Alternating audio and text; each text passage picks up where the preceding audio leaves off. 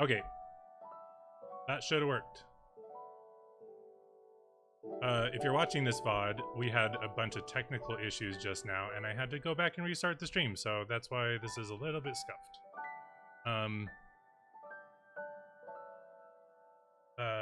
And also, after, if you're watching the VOD, when you go back, I usually tend to, I tend to add in chapters, so you can like skip ahead when we actually start, if you're watching this in the VOD. So we'll give people a few more minutes just to trickle in, and so we can start.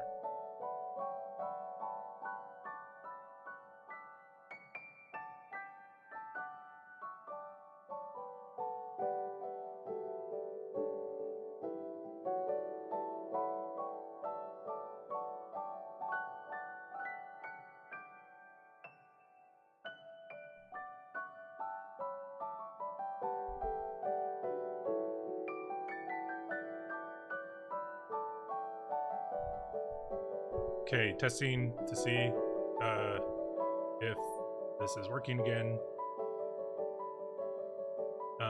Interesting, my stream kept all of your recent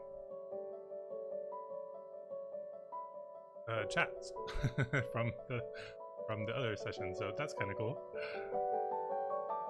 Yeah, so anyway, just to okay, great. Oh, this is this is so fucking annoying. You guys are great though for hanging out, so okay.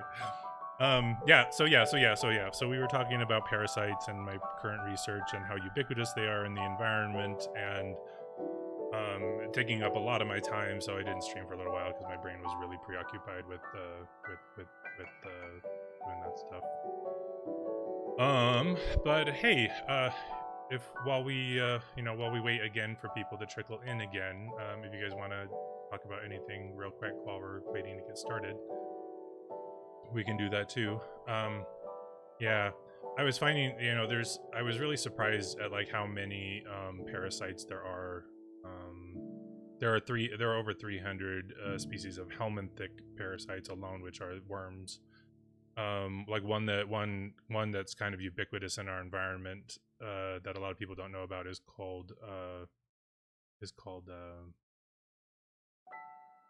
Hymenoplepsis nana, and it's a dwarf tapeworm, and like, and you can get it, and there are parasites that can live in your blood and in your brain, and the funny thing is that they probably do. Like a lot of people, like a lot of what this research is kind of leading me toward is that a lot of people do actually have active parasitic infections and don't even know about it, and that a lot of the bacterial stuff that a lot of my work has been based on for the last several years are actually secondary infections to parasitic infections. And although, actually, a warning, there's a lot of really misleading, sometimes even dangerous or exploitative information about parasites on the internet. So you don't really like want to go about like doing like, freaking out and doing that kind of stuff. That's what my work is. I'm trying to find like really good solutions to parasitic infections and understanding them better. So yeah, infrared sauna blanket, is it beneficial? Yeah, I mean, it could be. Infrared is nice. Infrared though does not, like, a lot of people misunderstand infrared, and they think that it like does things that like red light does, and it doesn't.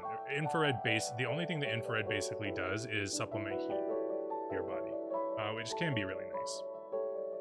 Yeah, there's so many parasite cleansing protocols, and some of them, like one of them is like taking a lot of raw garlic, but raw garlic is really caustic and it can basically eat a hole in your stomach. And it's really uncomfortable, and I've experimented with it before because like I read this up, but like if you do that, it can likely lead you feeling very, very uncomfortable without really doing anything. So a lot of protocols that are like in health that are like online are things where the protocol actually causes the very problems that it's advertising it would get rid of. One famous one is the olive oil cleanse, where you drink a bunch of olive oil, and people would say like, "Oh, I'm, passing these weird green things," and I'm like, what color is olive oil? Like what color is olive oil? It's green. Like that's what you're seeing. You're seeing like clumps of olive oil like passing through you because you are drinking lots of olive oil. It's not getting anything out of your stomach. But anyway, that's not really dangerous. It's just like a waste of time and money and resources. and stuff like that. So, um, yeah, and so that's very common with like parasitic problem. I mean, protocols, because it's a lot of people are so afraid of parasites that it's really easy to exploit those fears. And I also find too, a lot of people that have a lot of like fear based, yeah, coffee enemas too. A lot of people who are very afraid of health and health things like infections and germs and parasites. Um, you're very susceptible to misinformation, because a lot of people will actually exploit that fear in order to promote their products or just their their profile. And there's no reason to be afraid of those things. Like, you probably have parasitic infections right now, and like you're fine mostly. Like, they're not like, it's not like, the movies where it's like really gross and you're gonna like, die in a day or two. Like, that's not how it works. Parasites are often actually very interested in not killing us, because they rely on our bodies for nutrition, and but that's why they do interrupt nutritional pathways. But they're not interested in actually killing us, because that would also kill them. So oftentimes, that's oftentimes why their presence is actually asymptomatic. You can actually harbor really common terrible parasites like Giardia and toxoplasmosis, the ones that cause toxoplasmosis. And then what's the one that's in snails that you can get? Trichinosis. Is that it? No, is that in snails or pigs? I can't remember. But like, you can actually harbor like a lot of parasites without really having symptoms. And so it is because parasites are not usually actually that dangerous. They're interested in just masking their presence so that they can get a free ride. Yeah, and Mike, like, there's a lot of people like eating like raw meat all the time. It's so fucking weird. Raw milk isn't such a problem. Because of how raw milk is made, like in a cow's body. It's not like a big it used to be a harbor of or a vector for tuberculosis back in the day, because tuberculosis can infect milk. uh but that's not so much of a problem anymore. And raw milk actually has a lot of natural immune defenses in it to prevent colonization of milk with pathogens, including parasites. But meat doesn't, though. Like, a lot of animals have parasites in their meat, especially in the kinds of like the way that meat is made and produced in our country. They're very susceptible to parasites. So like, all these trends of eating like raw meat, it's fucking like not okay. Like, we at no point in our physiological evolutionary history have we as human beings really consumed raw meat as a staple. It's a complete misconception about what the human body is like. I'm gonna switch over to the starting screen now, just because I'm talking a lot still. uh and and we didn't start eating meat as a major staple until we discovered fire. uh you look at a lot of our other primate relatives, they will have like big fangs, right?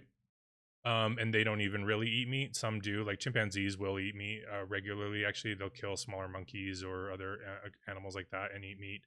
But all of our direct human ancestors, none of them had the size of canines that are stereotypical of our other primate relatives. That even, and they're not really used for eating meat anyway. They're kind of more of a defensive thing. But like, we've never ever eaten raw meat, except maybe shellfish, and but don't eat raw shellfish. It's so dangerous. Speaking of parasites, because our evolutionary ancestors, carried parasites like we did. And but we foraged, we evolved on like the shores of ancient Lake Megachad in Africa, and foraged in the shallows for things like shellfish and probably fish, but like actual, like, terrestrial animal meat. Our ancestors likely discovered that by foraging after wildfires, and discovered cooked meat from animals that couldn't escape the fire. And then we discovered the use of fire, and then immediately started cooking. We did not eat raw meat as a human species. It's just not. Yeah. um that whole it's I mean, we could do a whole stream on that. um But we're going to talk about parenting today. I wanted to talk about parenting. My last stream was on trauma. And I don't know. Oh, actually, I do think some of you guys that are in here are parents. I think Mike, I think you're a parent. I think you've mentioned before. Um, my whole last stream was on trauma. It went for 4 hours because trauma is a very, very complex topic to get into. And my book that my second book that I put out not too long ago, called The Perfect Child, is all about parenting. And like, a lot of people might say, hey, Nathan, you're a single gay man without children, what the fuck do you know about parenting? And to those people, a brief retort would be, you're exactly the kind of person that I wrote this book for. Oh yeah, good. Yeah. Oh, thanks, Mike. Yeah. So yeah, like parenting is this really weird profession, I will say, where parents will often use the role of parenting as a defensive mechanism to protect themselves from any sorts of criticism or feedback or any all that kind of stuff. And which I totally get. Like sometimes criticism is, unsolicited, it can be hurtful. Parents are just trying their damned hardest, really, and so immediately, like when I step into this genre as a single person without kids, um one of the most difficult things is the defensiveness that's in there, because like, even if we know that we're not doing a very good job at parenting, we very often like still are defensive because we are conditioned by our experiences growing up to be defensive toward criticism. And sometimes, people's criticism is right, and we might not be doing a very good job, but it makes us feel very insecure, and the criticism is hurtful. And so it becomes really difficult to talk about parenting, because of all of the taboos and prejudices and biases and trauma that surrounds parenting. And then parents will like use their children as like a shield against like criticism, and you don't ever talk to me and my son again, kind of a thing. um uh Parents have this very strange arrogance about parenting, where uh it would not, like, that would not be tolerated in any other pursuit or ambition in life. Like I make this analogy in my book: if you wanted to play baseball and you'd never played baseball before, and you walked out onto a field and demanded to be put up right away, you'd get laughed off the field. But parents often, like, you've never parented before, but then parents will like react defensively to criticism as if they should already be good at it. And it's this very strange uh contradiction, where parents feel like they have to be good at something that they've never done before. And that's, it's ridiculous. Like parents, you've never, like, until you become a parent, you've never parented before. So and where have you learned parenting? You've just learned by osmosis from like observing your own parents, parenting in your own experience. Some people buy books, and some parents try to proactively learn special skills and techniques in parenting, usually after a period of frustration in which they've come to realize that they don't know how to parent and that parenting is very difficult. But a lot of books about parenting aren't actually meant to help you become a better parent. A lot of books on parenting are actually designed to make parents feel better about the mistakes that they're making in parenting. And so people eat up those books because it makes you feel better about being bad at what you're doing, and it doesn't actually change what you're doing, and so you end up just still making the same mistakes and having the same problems. One of the reasons that I wrote my book was because I have 5 siblings, and they each have many children. And on top of that, and having cousins that have had kids, and just seeing and remembering my experiences growing up and how frustrated my parents were, all I just saw was my siblings having just the hardest time being parents. It was so stressful to them. They're constantly stressed out, no matter what was going on, even when things were fine. Even when things are fine, there's always the threat that someone's going to lose their temper, children, or, you know, they're going to throw a fit, they're going to throw a tantrum. It's like, so like, even when things are fine, parents are often just so on edge, just anticipating any possible, you know, hiccup in their day, or, you know, unexpected schedule changes and developments. You know, most parents, for instance, look forward, very much forward toward the end of the day when the children start getting sleepy and you can put them to bed and you can have time alone. But the problem is that very often kids like have a hard time going to sleep, or there's some drama. And like, after I didn't realize actually until writing my book and interviewing, talking to my siblings, like just how much bedtime is a theme and struggle in parenting. I mean, it is just a Herculean effort. Like, all parents and all children, like, bedtime is just like the worst time of day. And, you know, because kids don't want to go to sleep, but parents want their alone time. Um, you'd read "Hold On to Your Kids" by Gabor Mate and whatever his name is, focus on the attachment theory approach to parenting. Um, uh, so, yeah, like I've heard, like I've looked into lots of stuff like that, and I've heard those kinds of theories. And, you know, there's stuff like what's the one approach when you like is it the opposite detachment theory, or is it part of the same thing where you like let your kids cry themselves to sleep at night, kind of a thing. That those are like really good examples of books that I mentioned, that are like, they don't actually help you become good parents. They really are more intended to make parents feel better about the shit job that they're already doing. Because that's the most profitable way to write parenting books. You know, there are millions of parents out there, and they're all frustrated. Not all of them, but, like, you know, a big majority of them are totally frustrated. Parenting is extremely stressful, and so you cried out as the opposite of attachment there. Okay, yeah, so that's what I thought. So so if you market a book to help parents feel better about being a parent, you can sell a lot more books. And but then the problem is you don't end up actually resolving a lot of the problems that actually come with parenting. So one of the primary foundations, and one of my chief observations I had, you know, watching my siblings be parents, was that I realized that a lot of parents actually fundamentally do not have compassion for themselves. And I mentioned this a lot in the trauma, in my last trauma stream, about having compassion for yourself and what does that mean and what does that look like. And you know, pretty much every problem that comes with parenting, every dilemma, every stress, every struggle, it comes from parents not ever having learned that it's okay to, like, you know, not do a good job. Or it's like, oh, it's okay to, like, be sad or frustrated or angry. It's very often okay just to hate the fact that you're a parent.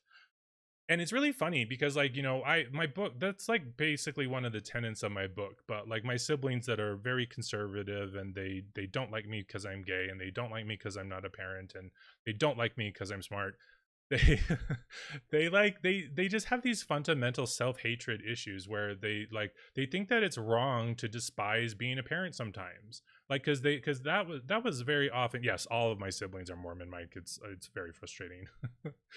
Or still Mormon, I should say.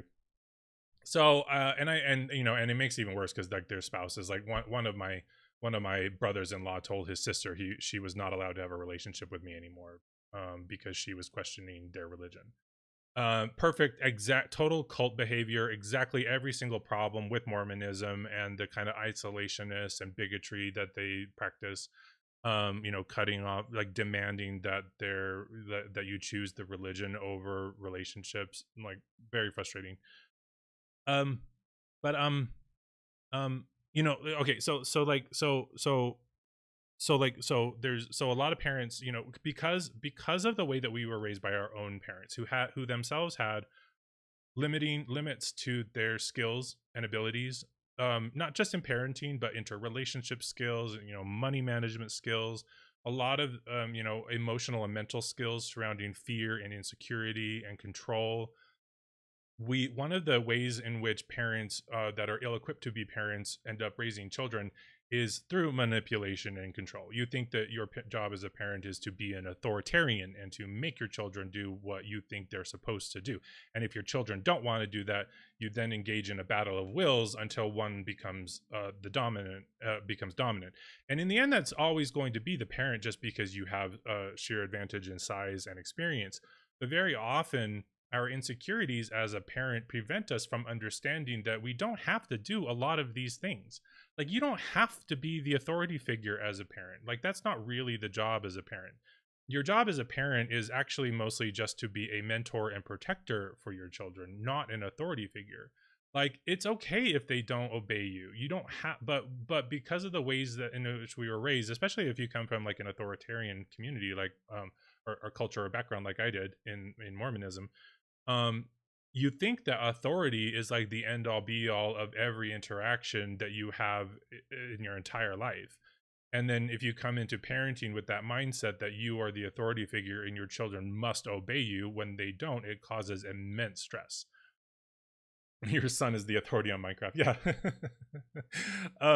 So there's a lot of these unrealistic expectations that we have as parents when we become parents, that we think we have to be doing and accomplishing all these things, and our children have to be a certain way.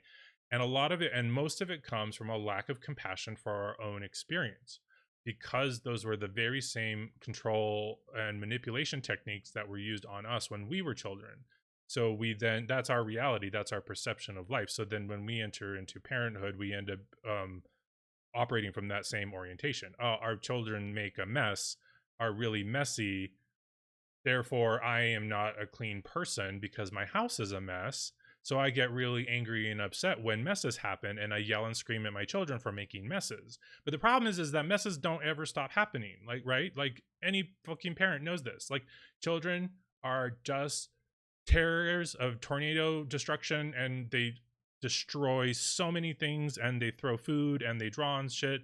And so if you have preconceptions of yourself as a parent needing to be clean and orderly and perfect, when these problems happen, it triggers immense amounts of stress in you, because you don't have compassion for yourself as a human being who also makes messes. And in the back of your mind, your mom is still yelling at you for like not cleaning up or for making a mess, just like you are doing now when your children do it. So there's this fundamental lack of compassion for ourselves as a person, and that gets triggered so often when you're a parent, because a parent is not a job that you can check out of. You own a dog, you can train your dog to stay home when you go to the movie theater with your boyfriend or girlfriend or wife or husband or whatever, and you can take some time off. But parenting, you can never actually take time off, so you're always forced to confront the presence of having children in the first place. And if you don't know how to have compassion for yourself and take care of yourself in the first place, parenting becomes just a fruitless exercise in frustration. And it's no wonder that so many parents are hate being parents, or frustrated by it, and have so many other problems, because it spills that kind of, you never get a chance to like handle that kind of stress, so it spills out into your into your relationship and into your professional life even sometimes. Yeah, so like, and so I talk about this at length in my book, is like learning how to find compassion for yourself. And like, and what does that look like? A lot of us think of compassion and these kind of esoteric concepts as feelings, like, just to go easy on yourself if you make a mistake. And while that is like a good approach, that's not really what compassion is. Compassion is demonstrated in behavior. It's not just a feeling, it's what you do in response to those feelings. So for instance, when we let's say you have like a conflict with your spouse, let's say for instance you're making cookies with your spouse, and you mix the food coloring incorrectly into the frosting for the cookies, and you've spent all this time making cookies, you making the dough and rolling them out and cutting them out and making sure they're perfect and cooking them, and they're out, and now you're on the frosting and you've fucked it up. And your spouse let's say your spouse is a little manipulative, and your spouse says, hey, what the fuck did you do that for? You're so dumb. You could have just read the instructions on the bag. So okay, so here's a moment you've been attacked, right? You've made a mistake and you're also being attacked for it. So then what do you do? Well, the person who does not have compassion for themselves will then engage in defensive behavior. You shouldn't yell at me like that. I didn't mean to do that. You know, this is ripped from, you know, an actual experience, not directly at me though. It was my parents. Like, you know, you shouldn't yell at me. I'm working. I'm trying my hardest. I was, you know, I didn't know. Like, that's exactly the kind of behavior that comes from a person who doesn't know how to have compassion for themselves, because someone is attacking us and we don't have compassion for ourselves. We immediately think that we need to be defensive and we need to defend our autonomy and our rights and our feelings. In oppositely, a person who does know how to have compassion for themselves will respond to something like that by saying, yeah, I know that was really dumb, I'm sorry. You know, how simple is that, right? Instead of jumping off into an entire argument where we engage in a battle of wits with our our adversary, who is also the person we're married to, uh having compassion for yourself is action. It's like what you choose to do in response to stress. Do you then end up expending more energy defending yourself against someone who's clearly just opportunistically attacking you, or do you take it easy and say, yeah, but like that, it's fine, I'm sorry, I didn't mean to do that, you know? So quick, you're not wasting all this energy. The argument is over because you didn't engage in defensive behavior, so they have nothing to attack you on. You know, compassion can look like, you know, taking care of yourself. Like if you're really stressed out and you need some time alone, like I know a lot of my siblings like hesitate to ask their husbands to watch the kids, because, you know, being in a patriarchal religion like Mormonism, they're indoctrinated to believe that the husband's priorities are more important and he's the breadwinner, so your job is to take care of the kids. But the problem is like, you know, as a mom, like you kind of never get a break during the day. You're like constantly with your children, and you need to do things to take care of yourself too. And there's also this whole other complex like dynamic that really hurts parenting, in the way that our societies are set up. You know, car centric culture. We don't live with other family members generally like a lot of other cultures do. So you don't have other adult relatives around to fill in and take care of like children when you need to like have a break. But the idea of like not having self-compassion is like feeling guilty for like taking time to care for yourself, because we need to care as parents. We need to care for ourselves first and foremost. If you don't have enough energy to actually like parent because you're stressed out and you know, you haven't had enough sleep or whatnot, being able to ask for help is like another demonstration of like self-care behavior, like saying, hey, I need help with this, please help me. A lot of us don't do that because we think we're supposed to be good parents, we're supposed to be doing it right, we're supposed to be like not making mistakes, and we end up stressing ourselves out because we're actually not taking care of ourselves. Parenting, you know, it's kind of cliche, but, and I mentioned this in my book, parenting is a lot like the pre-flight safety demonstration that they do.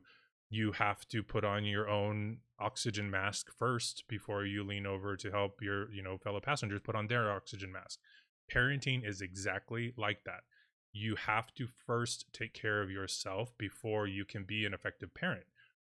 One of the major reasons for this is that you need to demonstrate self-care behavior for your children. One of my siblings, one time I was over at their house, and it was around lunchtime, and I was sitting at the counter chatting with them, and the kids got, or no, they weren't at school, so they were already home. And she, like, in the middle of talking with her, she said, oh, I need to make my kids lunch. And she went around and she proceeded to ask each of her children what they wanted for lunch. And they all said different things. And she ended up making 3 different kinds of lunches. Like, no. You might think that that is good selfless parenting. What it actually is demonstrating is servility and people pleasing. And your children will grow up to be people that don't have personal boundaries and don't take care of their own needs because they are always preemptively trying to take care of other people's needs as a control behavior. So parenting is actually a lot more of a selfish behavior, although a lot of us do selfish behavior in parenting in terms of expressing emotions, like having fits or trying to control people. But we're not actually doing healthy selfish behavior like taking care of our needs because we were never also taught how to do that as children. Parents like my sibling who do that kind of over parenting as a way to try to control children, because let's be honest, like the reason you're doing it is to try to keep your children happy, because if they fall apart and they get upset, that makes you upset, so then you don't want to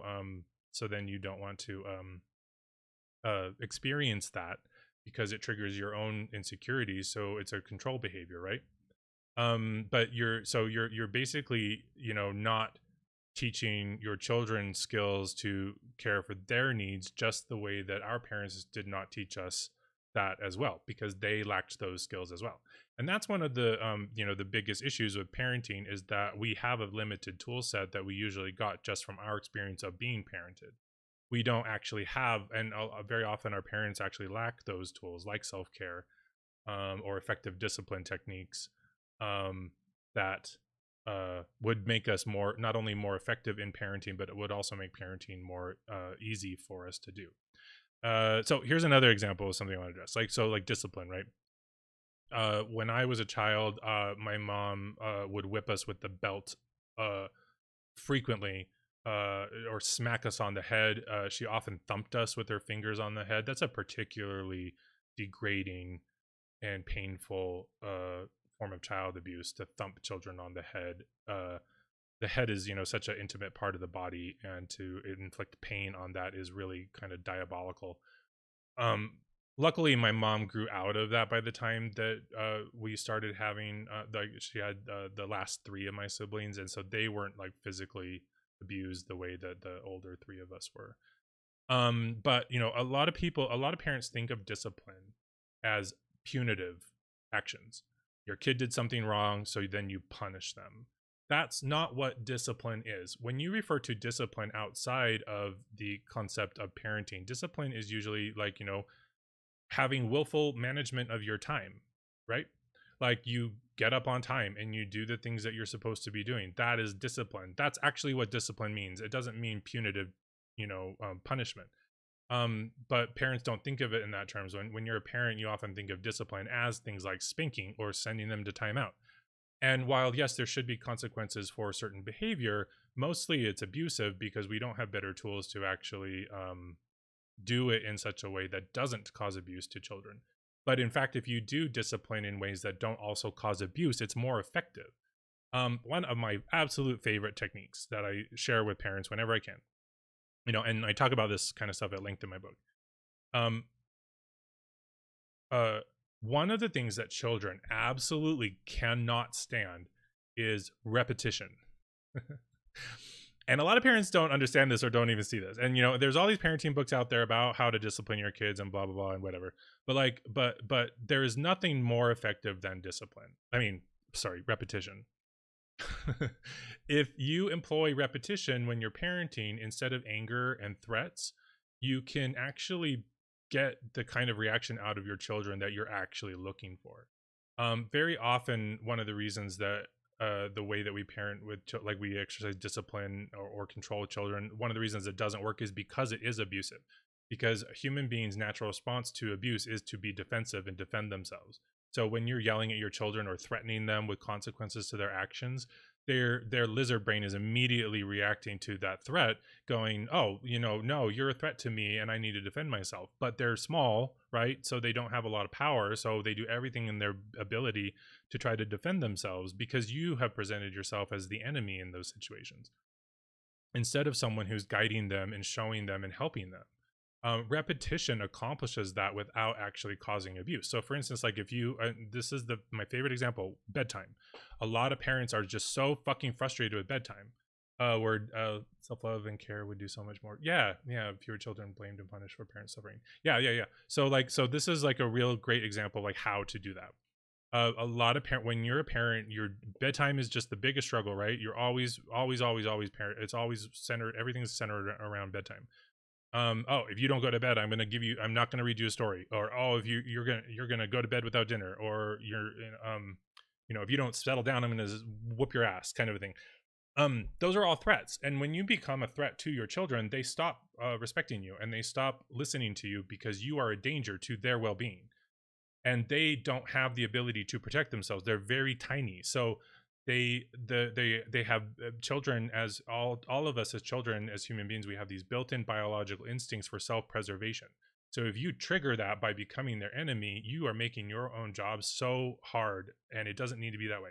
So repetition is actually a really great way to get what you need without causing abuse.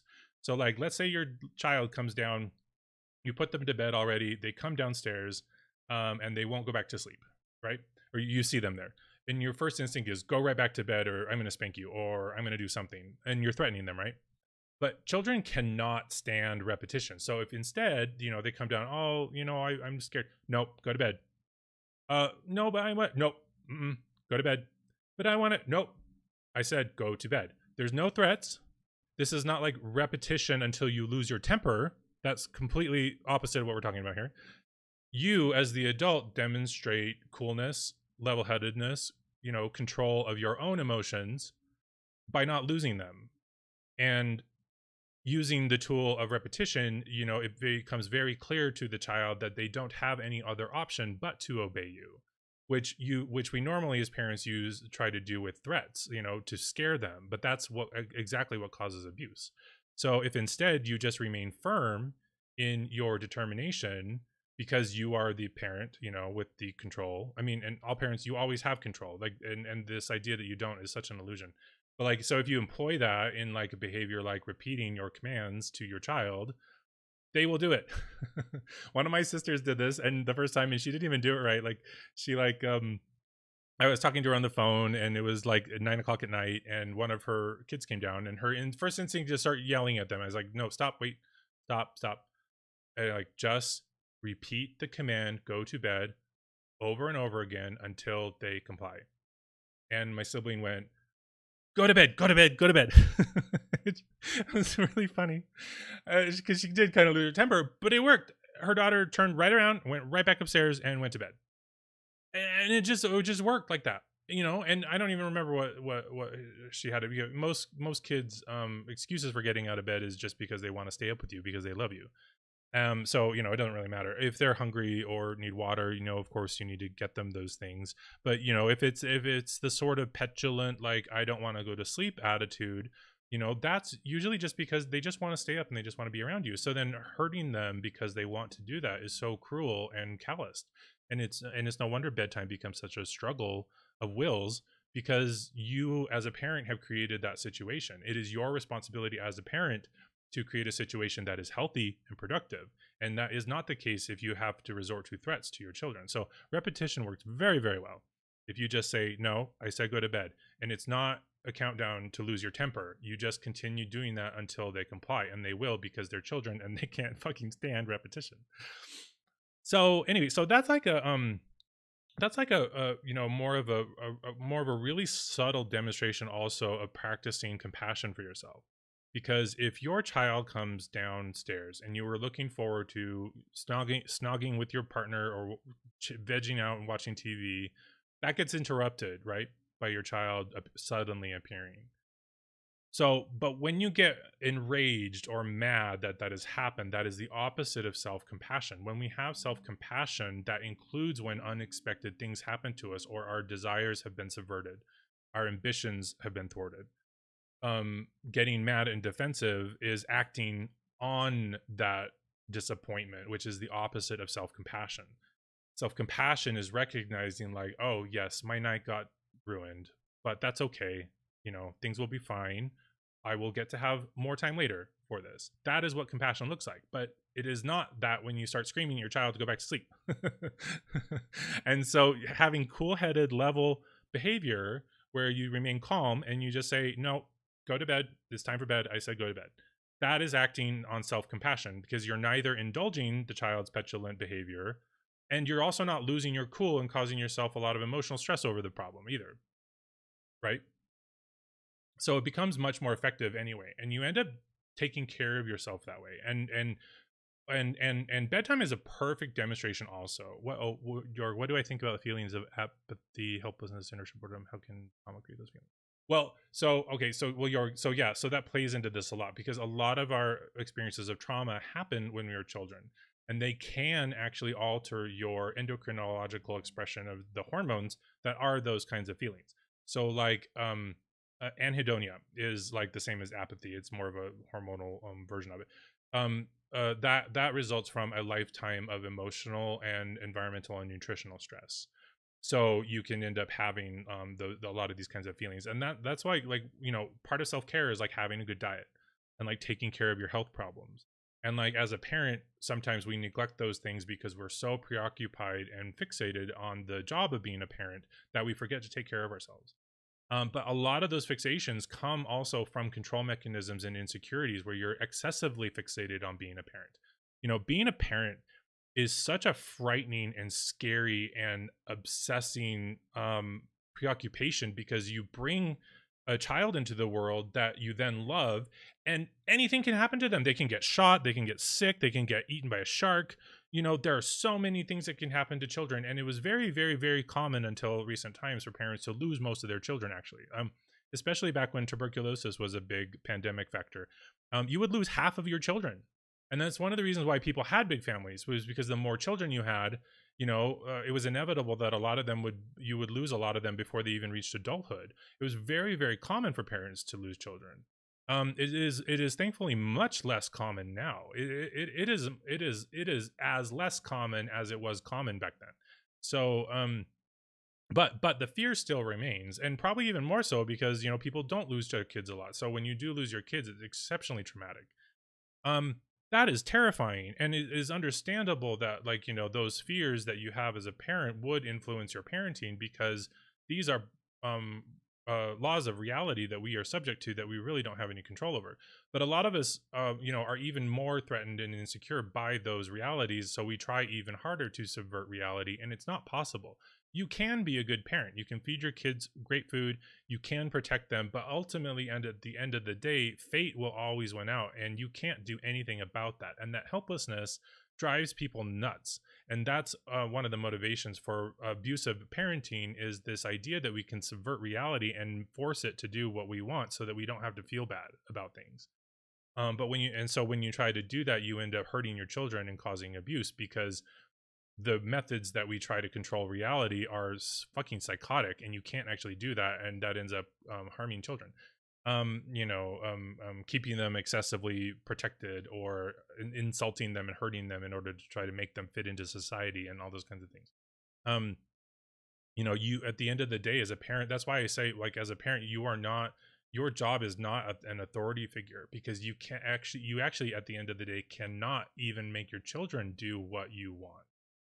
And a lot of people find that really frustrating, because we want to control reality, and we want to control our families, and we want to control our loved ones.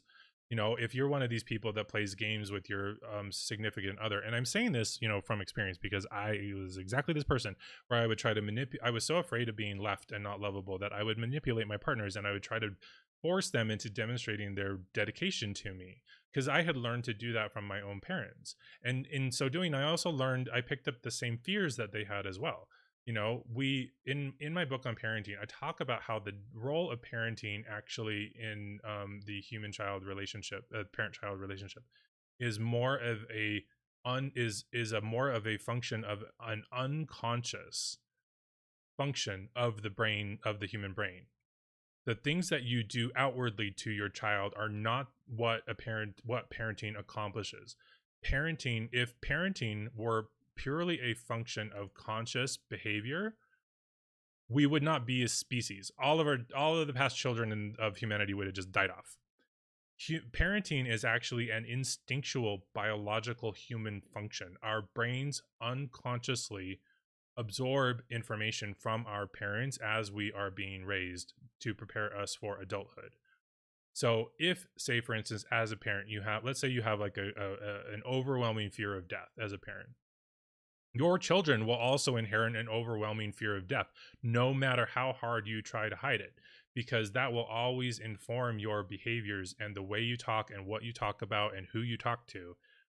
This is one of the hallmark features of abuse that occurs in most religions. One of the functions of religion is primarily to make people feel better about their fear of death by providing lots of explanations and comfort for what might death might be or mean or what happens afterward. But that is in of itself, in essence, a fear of death, because you need an explanation to make you feel better about death. So most people that are raised in religious societies grow up with an intense fear of death that then informs a lot of their other behaviors, especially self-destructive ones. I am a leader and authority figure in health communities, and most people who come to me for help are doing so because they are afraid of getting sick and dying, basically, or getting sick and being rejected by other people. We constantly try to control our environment through ways in which we actually can't do that. Every single person on this planet is going to die someday, and there is nothing that you can do about it. And that thought terrifies most of us. So, but one of the things is that that's only terrifying to you because you were taught also by your parents to fear death. You were not raised in families that taught you what death really is and that it's okay. Because if you were, it wouldn't really bother you. And most people try to deal with those kinds of fears by ignoring them or putting them off, and not confronting them. That's what like the function of religion is. Religion, you believe in God, is going to save you from hell because you just because you believe in Him. That's such a coping tool. Like everyone that believes that is just abjectly afraid of death. And then the problem is that the older you get and the closer you actually do get to death, the more that fear gets triggered, because those kinds of coping mechanisms don't actually resolve the trauma that causes the fear in the first place. So you never actually get over the fear. And then religious people get confused as they approach death, and their fear increases because they never actually resolve that trauma. But that's how parenting works. Parenting, we communicate our perceptions of life and the world to our children. That's the entire point of parenting, is you become a conduit for information so that the child can also get that information, because we're not like telepathic. So like kids read that kind of thing from your behavior, not from like specifically your techniques or your or how your parenting techniques. It's your insecurities and fear that inform them. So when as a parent you don't take care of yourself first, you basically are teaching your child that there are so many things to be afraid of and that they should not take care of themselves. And then we act surprised when they grow up and try to commit suicide or get addicted to drugs, as if we had nothing to do with that. Yeah, anyway, so when as a parent you are able to, like I talk about in my book, like the therapies to like address the trauma that underlies our behaviors, when you sit down and you take care of your needs by doing inventory therapy and resolving your trauma, you demonstrate to your children self-care behaviors that they don't have yet, or because you haven't learned it yet either. Because I made up this stuff. It's like so brand new. I mean, it's based on like the AA program kind of, but I made it applicable to everybody. So it's not like nobody. A lot of people accidentally have these self-care skills just by learning from cause and consequence and past experiences, and a lot of people are lucky enough to have really good parents that do have really good skills and that pass those on. But as a parent, you're no longer a child. And I had this dilemma when I was like dealing with my life issues and putting my life back together.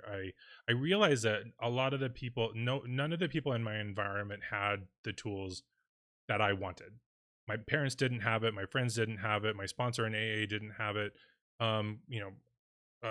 Celebrities and gurus didn't have these answers, and I did not know where to get them from. But in the course of writing these books and developing these therapies, in the middle of it, I realized one day that I could teach myself those skills. And that's exactly the solution to being a good parent, is you are an adult now. You have to teach yourself, take care of yourself, and teach yourself new skills.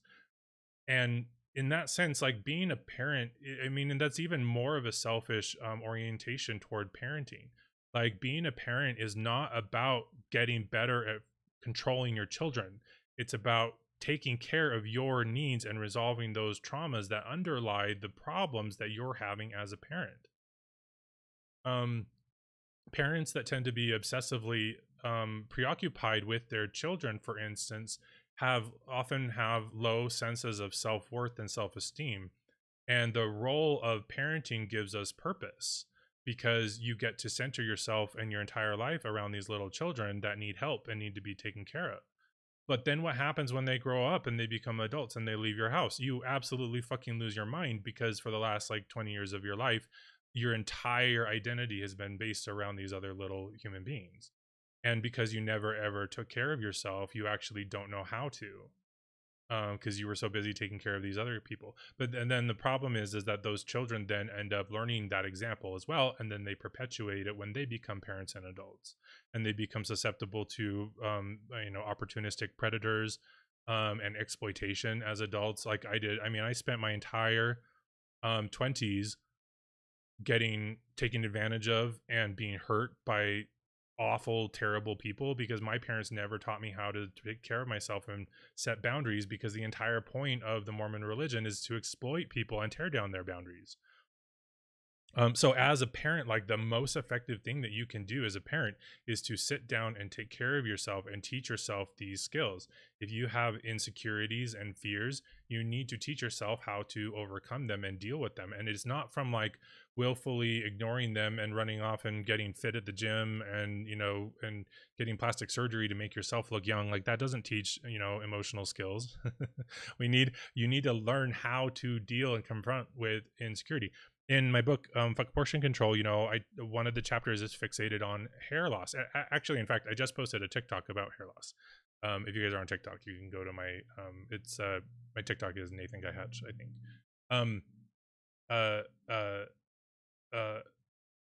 Most people come to me for, and I have a great head of hair. I figured out how to regrow hair.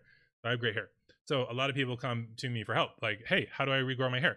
And the reason that you're asking is because you hate yourself. You want to be sexy and you want other people to love you because you have great hair, right?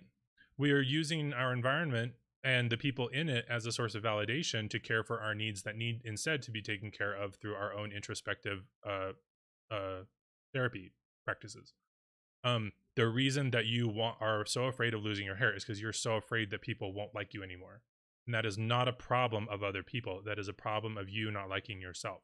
That circles all the way back to the problems of parenting and not having compassion for yourself. Having had traumatic experiences as a child that taught you to hate yourself is the entire problem of why parenting is hard for you.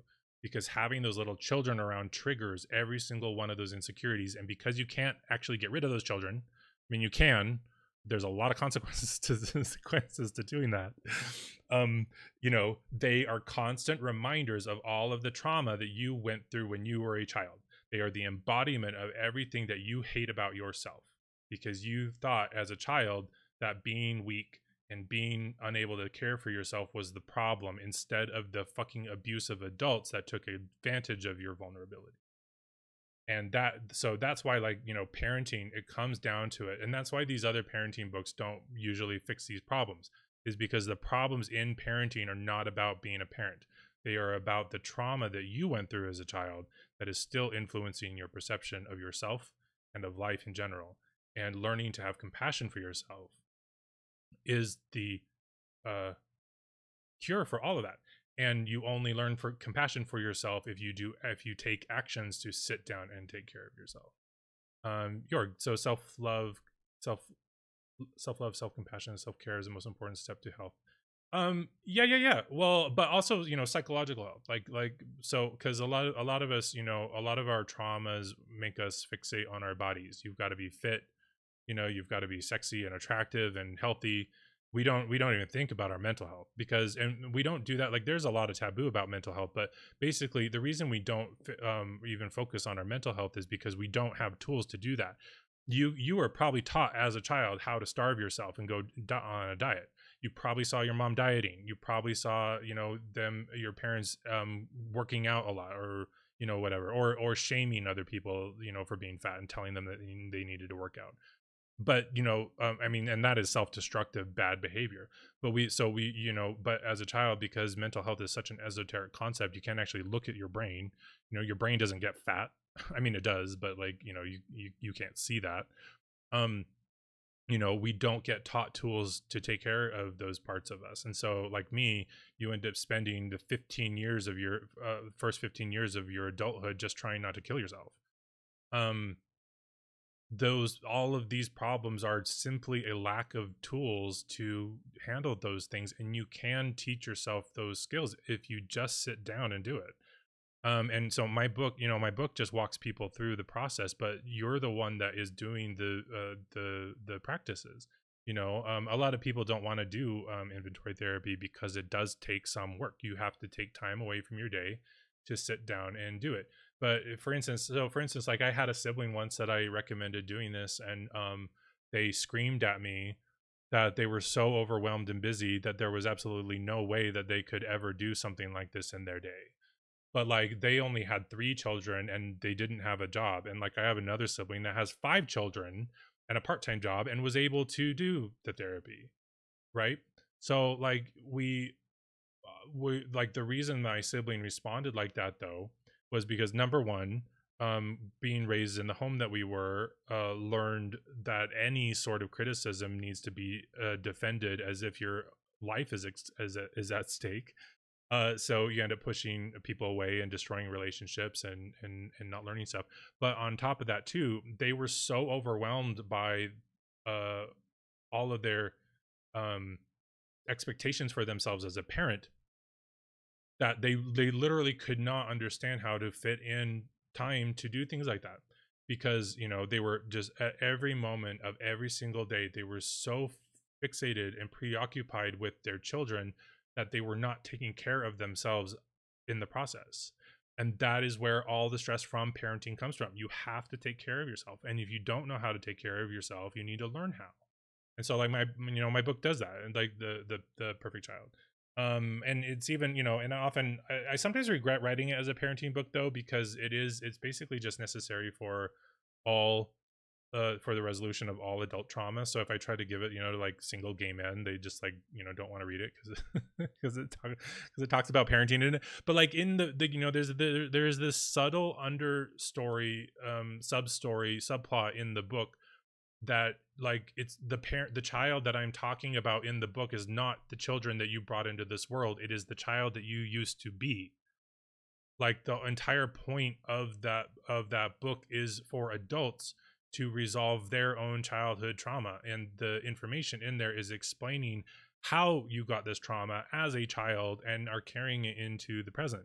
So like, you know, the children that I am talking about in that book is you. It is the reader. It is the child that you used to be, that you no longer have compassion for, because you were not taught to have compassion for that child or yourself.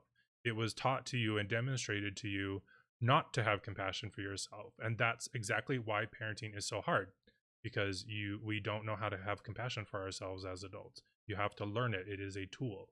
So you have to sit down and teach yourself that. Yeah, and like, and my siblings that have done this stuff, like, oh my god, like some of the abuse that happens in my family is just insane. It's on the verge of calling child services on them. um and some of them have been able to completely fix those problems. There was like, for instance, there was one, and you know, there are also even specific like instances of abuse. Your how to find the focus and concentration to do inventory therapy. You're easily distracted and can't focus on anything. So yeah, well, okay, so you say you have chronic boredom, right? But like, you know, doing inventory is something you could do when you're bored. um uh like I mentioned this earlier in the stream, and I've talked about it before in streams, that one of the ways in which we try to handle trauma is to ignore it. Sometimes we altruistically think of like moving on as being the healthy behavior, but it's not actually. Moving on usually just means ignoring something. you're putting it away in your past. You're not actually addressing it. And so when you do have problems focusing, a lot of times that is a result of trauma as a child. Like, have you heard of, do you know what dissociation is? Have you ever heard of the word dissociation? Very many times as children, the way in which we survived the abuse and neglect that we went through was to dissociate. So you check out, your mind just goes into fantasy land, and you, like, when I was a kid, I used to just all the time imagine that I was in like a magic, like literally a magic world with like Dungeons and Dragons, like wizards and dragons and things like that. And like we'd be driving home from a family outing, and I'd just be looking at the window and seeing a dragon flying over the buildings next to us, breathing fire and doing cool shit, and maybe I was writing it. Like, that is dissociative. That's dissociating, basically, when you do that all the time. And one of the reasons we do that was because that was a way to check out of the painful reality in which we were raised. um and I feel like I'm talking especially fast this stream because I don't want it to go on forever. But like, I one time I was at a sibling's house, and um I was shocked when I noticed all of them were there, the husband and all the children, and they were all in the living room, and not a single one of them was interacting with each other. They were all doing their own thing. And it wasn't like this was just like a moment of this. This was like what happens in their house all the time, that they don't interact with each other except in moments of conflict and discipline. And I specifically talk about this problem too in my book, that a lot of times, because parents we don't know how to take care of ourselves as parents, we end up trying to separate our ability to take care of ourselves from our responsibilities of taking care of our children. So it's either one or the other, and we end up resenting our children because they get in the way of us taking care of ourselves. But I explain this in my book, and I won't go into it here, but you as a parent have every ability to both take care of yourself and your children at the exact same time. If you are only taking care of your children, you are neglecting yourself, and you can do both. You don't have to wait for bedtime to roll around to take care of yourself. You can do it all day long, even while children are present. If you go, I make this analogy in my book, if you go to a spa with your friends, you get, like, let's say you have a great outing planned with your friends and your girlfriends, and you're going to go to a spa and have a girls' day, right? The presence of those other friends doesn't interrupt your enjoyment of yourself. You can still take care of yourself while you're doing it. The same thing happens as a parent. The only reason that you think you cannot take care of yourself and your children at the same time is a problem of your unresolved trauma. It is not real. You are prioritizing your children because it is most convenient to ignore your trauma because you don't know how to take care of yourself and your children at the same time. And so anyway, yes, that is the same thing. It's a result of our trauma as children. When we learn as a coping mechanism to dissociate from reality and from relationships in order, as a survival mechanism. So the problem is that you become conditioned to do that. That becomes a ingrained behavioral coping adaptation, survival adaptation, and then you end up doing it as an adult. And I did that too. In relationships, I would check out in relationships because I was so afraid of them leaving me and, not being loved, and all of those, insecurities that we have as adults. It impaired my ability to actually connect with the people that I was dating. So I often felt alone and distracted and unable. And, and then we also do that to ourselves. Like, if you can't sit down and like do inventory therapy and your mind is wandering, that is a defensive mechanism. Here's another analogy that I really love that I talk about in my book. Have you ever, for instance, been on a have you ever been on a phone call with somebody that you have a relationship with, especially a family member? Like, let's say, like, have you ever been on a phone call with like a brother or your wife or husband, and you haven't even been talking to them for very long, and all of a sudden in the middle of the conversation you just kind of check out and you forget what they're talking about, and your mind is saying like, oh, I've got this thing that I need to do, like I've got that paper that's due tomorrow, oh, and if I write it this way it'll be like really, that will be really effective, all the while they're talking to you, right? And you're checked out of that conversation. That is actually a defense mechanism. This is not a conscious choice. Your brain is actually intervening in the potentiality of developing an intimate relationship with that person that you're talking to, because intimacy is vulnerable and threatens your well-being. It's dangerous. So your brain having been conditioned as a child to be suspicious about help about intimate, not romantic but intimate, like emotionally intimate relationships, intervenes in those moments and prevents the development of a closer relationship as a defensive mechanism. Your subconscious is doing that. It's not you as a conscious adult. But a lot of us don't realize that because our experience is limited to that trauma. You have not yet resolved it yet. You don't know that is actually what is going on. So so Jorg, so like specifically Jorg, like when you sit down to do this stuff with inventory therapy, if you find it to be distracting and are not able to do that, inventory that. Sit down and write a resentment on the inventory that you find it difficult to do and that your mind wanders, and write down those causes and the part and fill out, fill out the whole analyzing process to understand why that is going on and continue doing that. I tell a lot of people have resistance to doing the inventory therapy. One of the reasons is because it threatens our control mechanisms, and our control mechanisms make us feel powerful and safe, but they don't actually make us powerful and safe. They just make us feel powerful and safe. And most of us, because we're especially traumatized, we want to feel powerful and safe, even if we're not, because that's the whole point of feelings. It's an instinct. It makes you like, it's not reality. So if you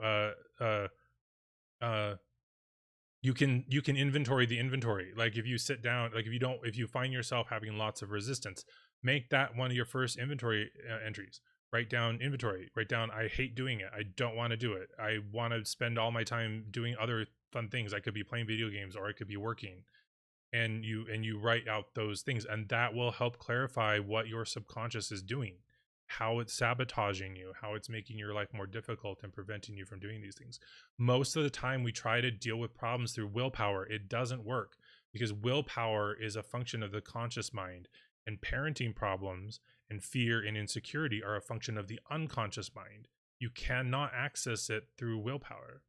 So simply just Jorg, it's a defensive mechanism. And you cannot be consciously in control of that, but we try to, because we want to, and also because those are the only tools that we've ever been taught, that you should control yourself and that you should have discipline. But you can't do that with these psychological trauma. You have to communicate with the unconscious, and you do that through writing. Writing directly communicates with the subconscious. Anything that you write down on a piece of paper, your subconscious reads it. So that's one of the reasons why this therapy works, because you can sit down and you can do these inventory therapies, and you're actually talking to your subconscious. You're not controlling it. Our desire is always to control. That's the opposite of what's going on here. What is going on when you do this inventory therapy is that you're actually communicating with your subconscious. Then your subconscious learns those lessons that you uncover through the inventory practice.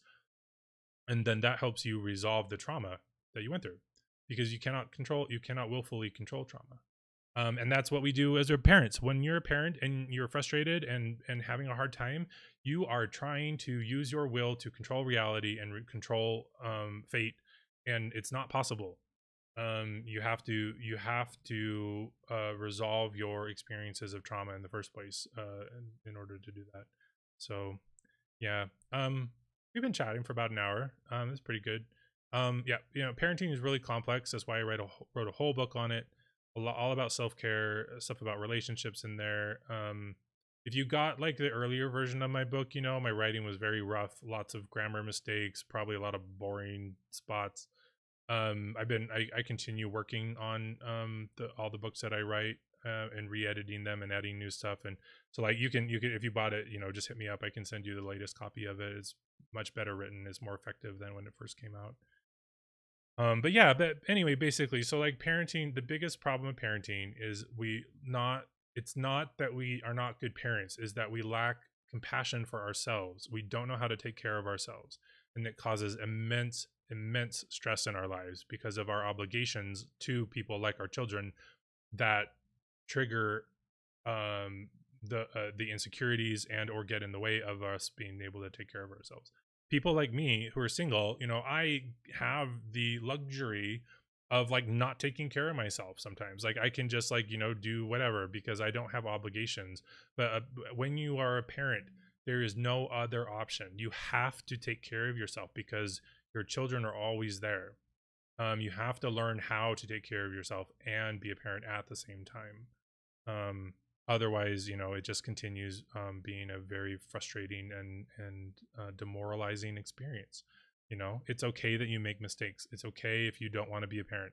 It's okay if you know you can't. Well, you're not supposed to control your children. Actually, there's a huge relief. All of you parents that think you have to control your children, you don't have to. There's one responsibility off the table.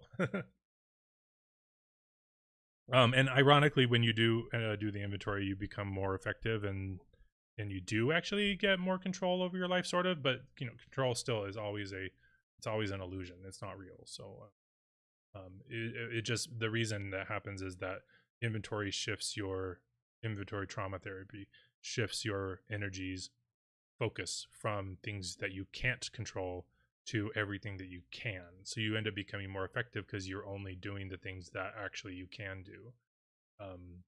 Not like, prevent death. So anyway, so you guys want to ask questions? Shoot away. Anything you want to talk about. It can be parenting, any health issues, any health questions. I think some of you asked questions earlier on that might have been, except they were in the scuffed stream when we first started and it didn't work. Otherwise we'll end the stream. So if you guys have questions, shoot right away. And on as an extension of what we were talking about with parenting though, like, and self-care is, taking care of your health. Like a lot of people, hey Atticus, a lot of parents, don't know health stuff. Like I talk about in my book, like if you're a parent and you're also like dieting and like, it's no wonder my mom was insane when we were growing up. She had tons of trauma herself as a child.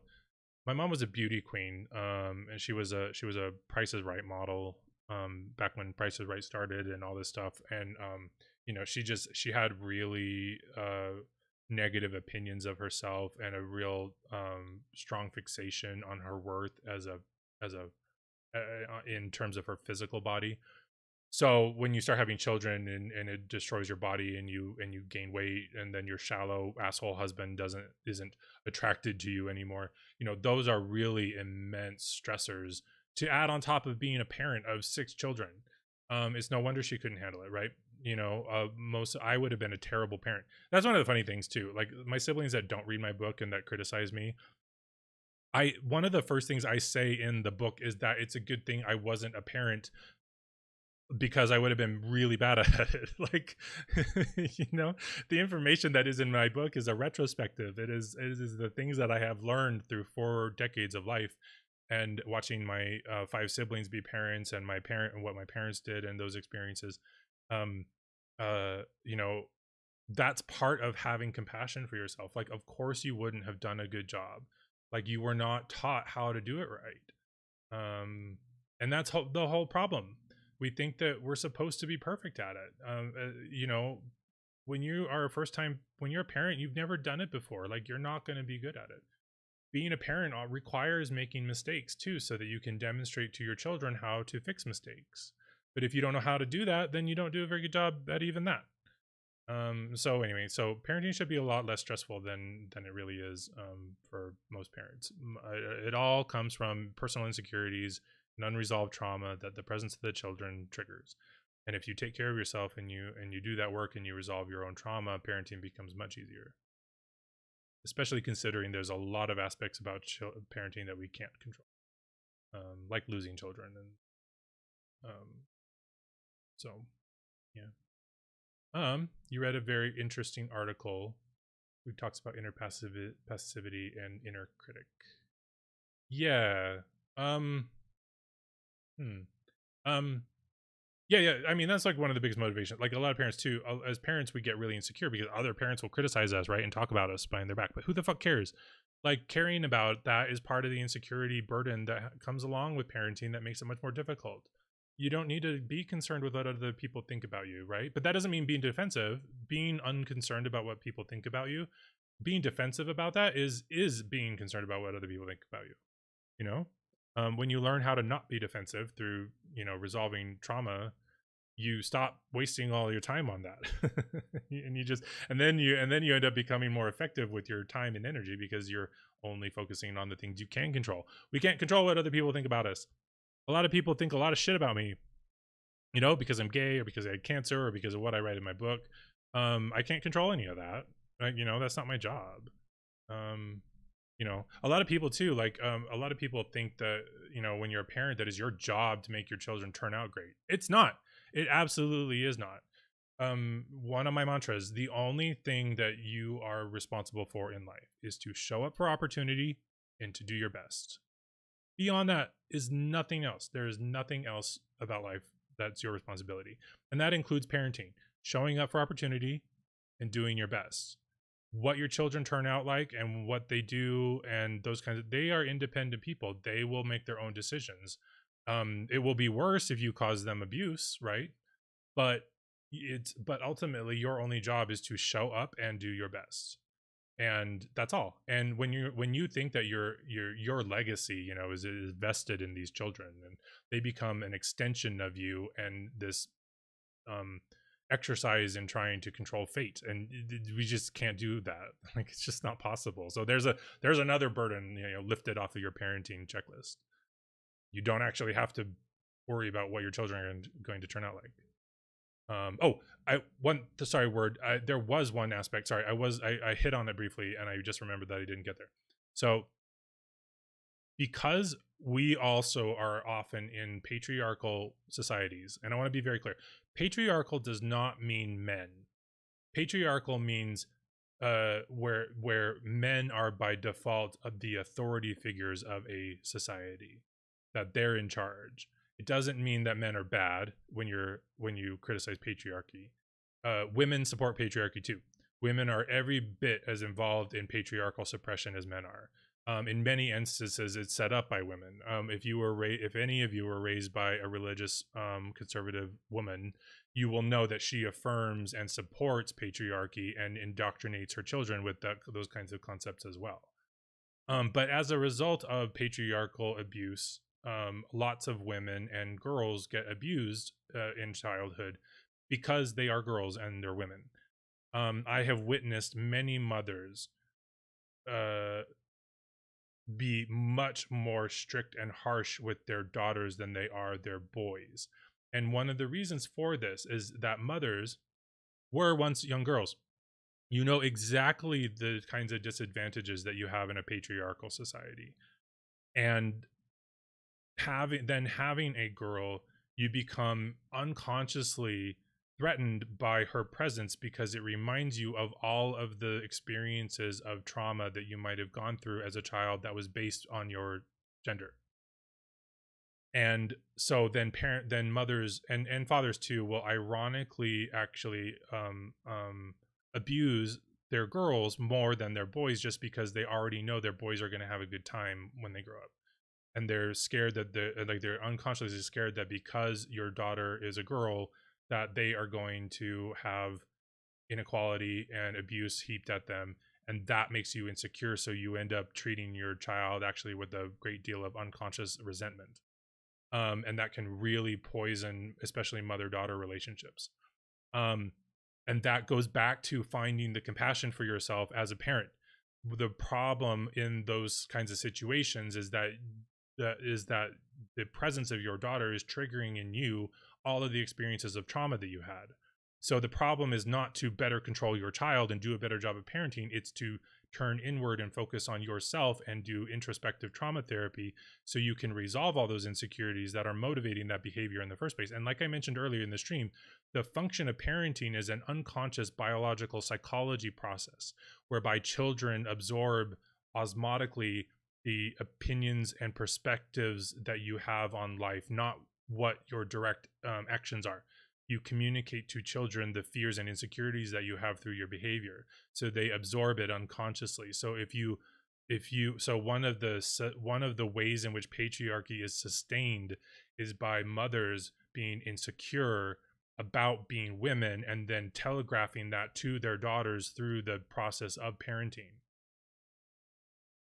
And then dads don't help either, because they, like, you know, they can be directly misogynistic.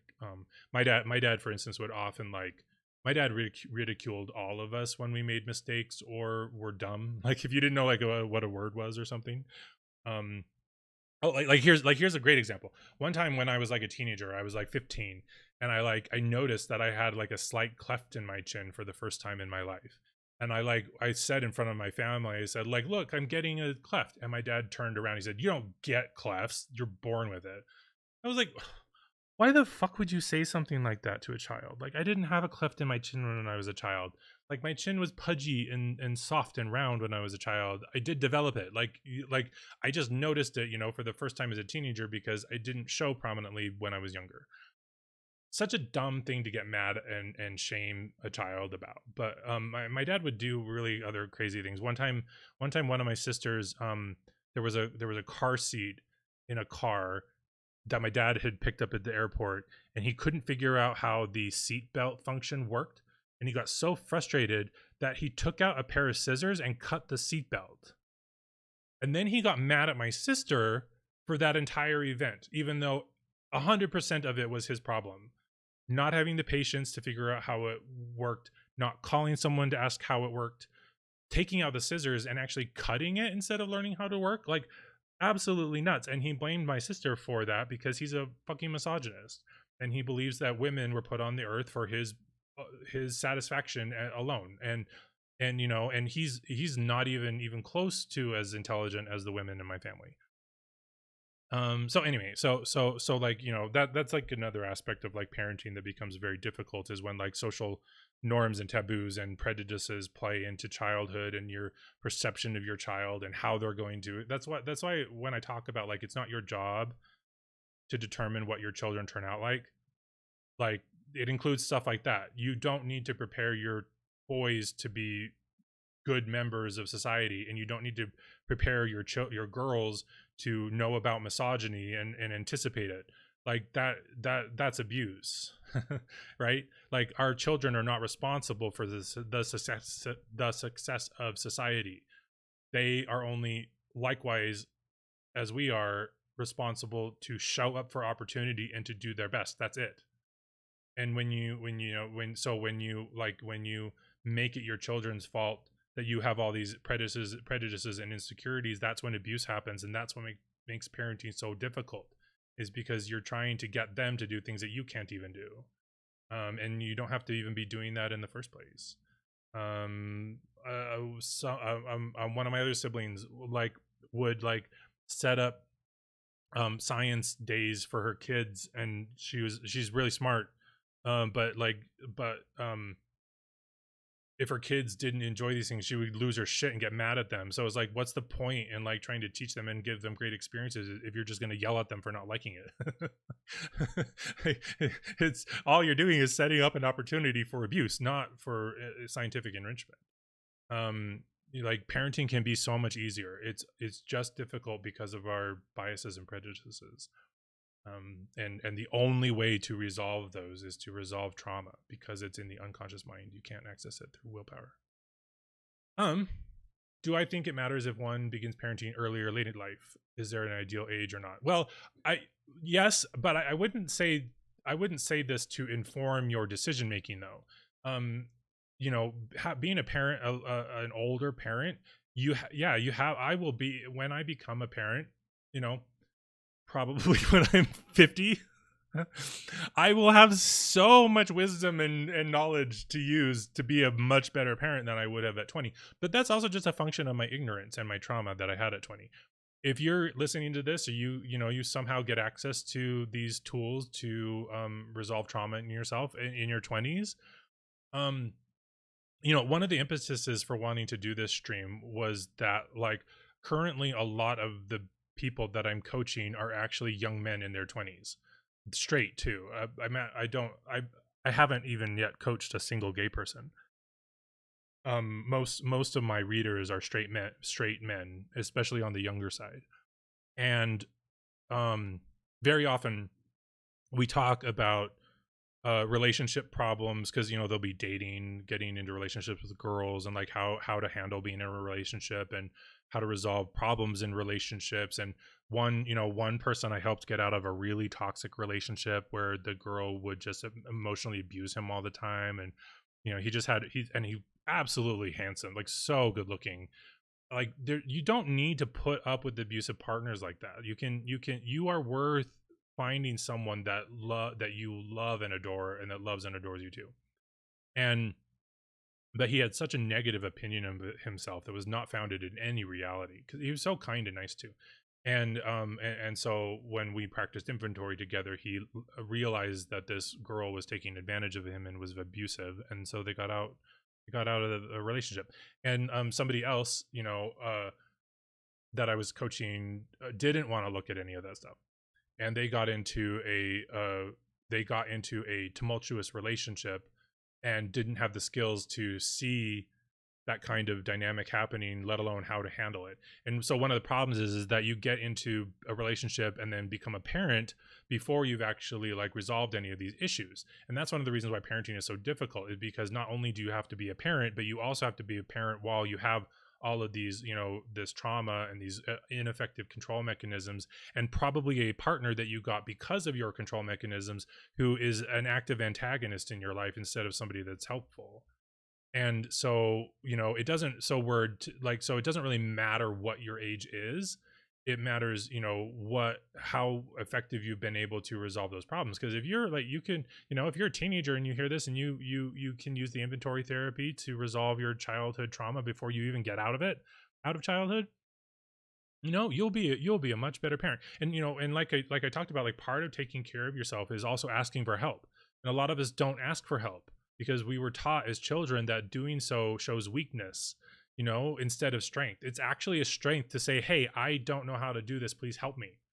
And or like, if you're a parent, like, say, hey, I am really stressed out, I need a break from these damn children, like, can you take a turn, you know whereas like, people will passively aggressively say something like, you never take care of the kids, right? That is not asking for help. That's a passive aggressive control behavior where you're shaming someone in anticipation of them not helping you, giving you what you need. But if you instead learn how to have actual healthy behaviors, like you say, hey, I am fucking exhausted, I need some help, please take care of these kids. Like, that is asking for help. Of course, if you do that all the time, that's also manipulation and control. Like, if you're like, if you only ever ask your parents over because they'll babysit, like, that's shitty. um but like, so learning those skills can happen at any point in life. And yeah, of course, like, if you don't have kids until you're older, you'll have much more experience. But you can get that when you're young too. You don't have to wait to have to go. And that's one of the problems. Like, all of these young handsome straight men that I'm coaching think that they're going to be young, handsome, and straight no, but young and handsome, and like have no problems for the rest of their lives, and don't get prepared adequately for being a parent and being older, because that's just a natural part of youth, is that we want to believe that we're going to be like that all the time. And let me tell you, as a 42-year-old man, that youth is one of the shortest periods of life. You will be older for more time in your life than you will be young and attractive. And if you're not prepared for that, it's so much more difficult. And all you have to do is address your experiences of trauma. And it's actually really easy, because you don't have to do anything else. Like, you just sit down and do the writing. That is the therapy. You don't have to like change your mindset and start integrating new behavior patterns and exercise better discipline. All of that stuff happens on its own, because you're getting rid of the trauma that was motivating it in the first place. It doesn't happen anymore, and you learn by default just how to behave better and more effectively. It's really fantastic stuff. So like, if you do that proactively as a young person, you will be much more prepared for the inevitable challenges that occur in life, including being a parent or having a partner or losing a partner or losing a child, stuff like that. So yeah, so it doesn't matter what your age is. Like, you can do it as a young person. It really just matters how you're able. And that's one of the catch-22s, right? Like, because I didn't know this stuff until I learned it. I didn't even know that this was an option. I thought that my entire life was just going to be burdened by all of those control mechanisms and trauma that I had. It's just been my life's journey to find it, run into it, and then to spread it out. So like, so You know, a lot of us are not lucky enough to have those kinds of experiences. Like I said, I would have been a really terrible parent. It is a really lucky thing that I was not a parent when I was in my 20s, like my siblings were, because I would have probably been the worst one among them. Although I'm saying that sort of self-depreciatingly, but actually I would have been a pretty good parent. But I would have had a lot. I would have had a lot of emotional problems though that would have gotten in the way and and and, and stuff. So what do I think about having a calm, silent mind? Do I just sit in silence? Yeah, I meditate a lot actually, and enjoy the moment as it is. Your mind is scattered and noisy most of the time. So Jorg, like we talked about earlier, like your mind is scattered and noisy because that is a defense mechanism against the accumulation of trauma like you have. Being because when you sit and meditate and or you sit in quiet, it's why restless people can't sit still and like you know, and just enjoy the experience, is because your mind wanders to those trauma because they're unresolved. They take up most of the space in the brain. So if you don't have tools to resolve them, you end up employing defense mechanisms against them, which is to get distracted. Somebody that I was coaching recently actually was having a lot of dilemma on being productive. They wanted to be productive all day long to pursue their interests and their career goals and their responsibilities. And they were really frustrated by this inability to sit and be disciplined. And they asked me, how can I be more disciplined? And I said, the problem is not that you're not disciplined. The problem is that you don't have compassion for yourself for being undisciplined. And it sounds completely counterintuitive, right? Because we are in these moralistic, moralizing, self-hating societies where we think we have to constantly be productive and be a success, and you're not worth shit if you're not. So we spend all of our time obsessing about that, thinking about how great life will be when we actually find success, or how can we find that success. And the reality that is the same lack of self-compassion. Like, you don't have compassion for yourself, that you have gone through trauma and are not able to sit in quiet. And so when you sit in quiet, you can't do it because you don't have compassion for yourself, because none was ever shown to you as a child. You don't know what it looks like. That's why when I say compassion is not an attitude, I say you have to sit down and do something about it. You have to take action. So like, if you can't sit still, you need to go sit down and write and do the writing practice and do therapy. And after you, because also you're like for instance, it's interesting that you asked that question actually though too, because sitting and being quiet is usually people's proposed solution to those things, like learning meditation and like practicing quiet mind and things like that. That's not how you do it. It doesn't work. And that's why it doesn't work. That's why it hasn't worked, because it doesn't work. That's not how this stuff works. When if you have a racing mind. So when I learned Vedic meditation when I was like 27, and that was when I was like suffering from depression. I had tried to commit suicide when I was 21. So it wasn't that long before.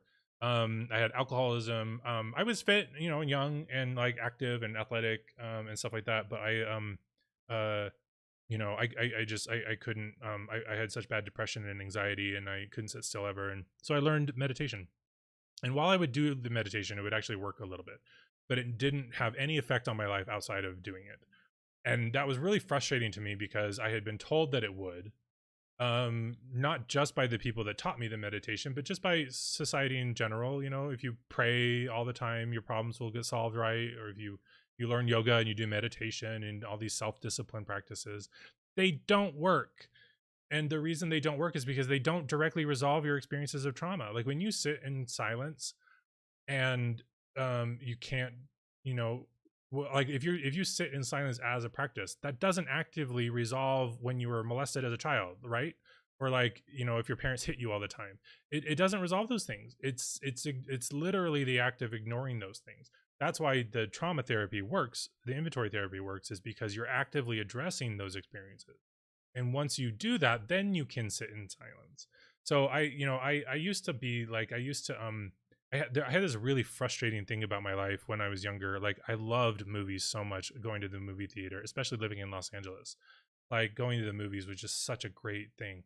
And I would literally get in and I would sit down, and within 5 minutes of the previews, I would feel so agitated and irritated that I was like, God, I can't fucking stand sitting here. I can't wait till it's over so I can get out of here. And then I'd be like, why are you thinking that? I want to watch this movie. It'd be so much fun. Yeah, but like this feels so uncomfortable. I couldn't even sit and watch movies in a movie theater because of the amount of trauma that was in my mind. And then on top of that, metabolic disease doesn't help because that raises your stress hormones, which makes you more restless. So that's probably also too like part of your problem is the stress hormones, like I talk about in my book, in Fuck Portion Control. But I know I know you take care of your health and are working on that kind of stuff too. So, but like now in my life, like I just like I have moments in the day when I just like sit on my couch with like a cup of coffee and watch the snowfall. Like I was doing that yesterday when it was snowing here. It was so beautiful, and it was like I just sat and looked at the snow for like an hour, and there's like no way I could have done that when I was younger. Sometimes I do feel like I need to be busy and I'll like do stuff on the computer and do things, but I just naturally like will stop doing things just because I can and sit in silence and enjoy it. Yeah, but that is not a product of self-discipline. It is only because I was able to learn the inventory therapy and resolve my experiences of trauma that made me so anxious and insecure in the first place. So yeah. That will happen to you too if you do it. So Jorg, you haven't ever actually said if you do inventory. Have you ever tried it or started it? For instance too, if you guys like, I say you guys can ask questions. If you want to ask me about specific inventory things, if you guys do practice it, you can do that too in here. Off topic, but you meant to ask last stream. There's no topic now. You can just ask whatever. Do I take vitamin D during the winter? I don't really. I have before. Yeah, sun is best, but what are your thoughts on supplemental vitamin D? So, what a lot of people don't know is that there are enzymes in our body that actually regulate vitamin D. There's one that makes vitamin D is called 25 hydroxylase, and one that actually destroys vitamin D is called 24 hydroxylase. And when you have a sunlight deficiency, your body expresses higher quantities of 24 hydroxylase. So it doesn't really matter that you are supplementing vitamin D, your body will inactivate it anyway if you have a sunlight deficiency. So if it's like cold outside and you can't you can't go out and get real sunshine, yeah, there's not really actually much of a point in taking vitamin D. You can use if you use artificial lights because that is upregulated in response to melatonin, which rises in response to light deprivation. So if you have like a bright artificial light at your desk, that will lower your melatonin, which will in turn lower 24 hydroxylase. Because this is how our body regulates metabolism in response to stimulants like light availability. And because we're human beings and we don't hibernate, a lot of people think that we don't also have biology that is based on hibernation. Our ancient ancestors, before we looked like primates, were hibernating mammals. Like we still have those biological pathways in us. We as a human being have developed, or primates have developed, an anti-hibernation response. When the light falls in the wintertime, our body actually raises its adrenaline expression, and adrenaline keeps us from going into a hibernation state. And this is actually one of the reasons why like a lot of people might get a little bit of a thrill at the approach of wintertime. Like, oh, it's getting colder and it's starting to snow, kind of thing. Oh, I can't wait. I'm so excited. That's actually some adrenaline coming up because of the sunlight deficiency and our response to our biological response against hibernation, because adrenaline is a little bit exciting. That's why there's adrenaline junkies, right? So people don't really understand that. But the thing is though, like it's fine not to have vitamin D during the wintertime. We have evolved as a species for millions of years to before we were primates and even while we're primates, to just to go for periods without vitamin D. The opposite happens in hot places. Like in hot places, you don't go outside because it's fucking hot. Like it's really funny too, because like disease transmission will correlate with light sun exposure quite often. And so you'll see places in like states in the US, like in the northern states like Utah where I'm at, or like Idaho, or and even and some fucking dumb people that don't know anything about climate and weather, like yeah, Salt Lake City is on the same latitude as Madrid in Spain, but that doesn't determine weather. Like I mean it does, I mean it kind of does, but that's not the determinant factor. Like we have arctic um jet streams that bring cold air down from Alaska here, so all winter long we have snow, whereas Madrid never does. And so but human being we have evolved as human beings to go for several sorry, I didn't finish that thing. So but you'll see the opposite in Florida, where like in Florida in the summertime everyone is indoors because it's so fucking hot. And so but anyways, so like it's fine to go for a period of time without vitamin D. You don't need to worry about taking it during the winter time. Especially if it's cold out and you're not able to get sunlight, it's not going to do you much any good anyway. I used to, in older versions of my book, recommend vitamin D because of a lot of the contemporary information and research that's out there on it, but it just really actually isn't very effective, and it doesn't really do anything for you if you don't. Getting light is way more effective for your health than vitamin D itself, and you do need to get sunlight to get natural vitamin D, and you should when there's sunlight out. But the effect of light on our physiology is much more profound than vitamin D actually. So I just wouldn't. I don't worry about it anymore actually. So, what do I make of mirror neuron theories? I've never heard that before, Mike. I have no idea what that is. Mirror neuron.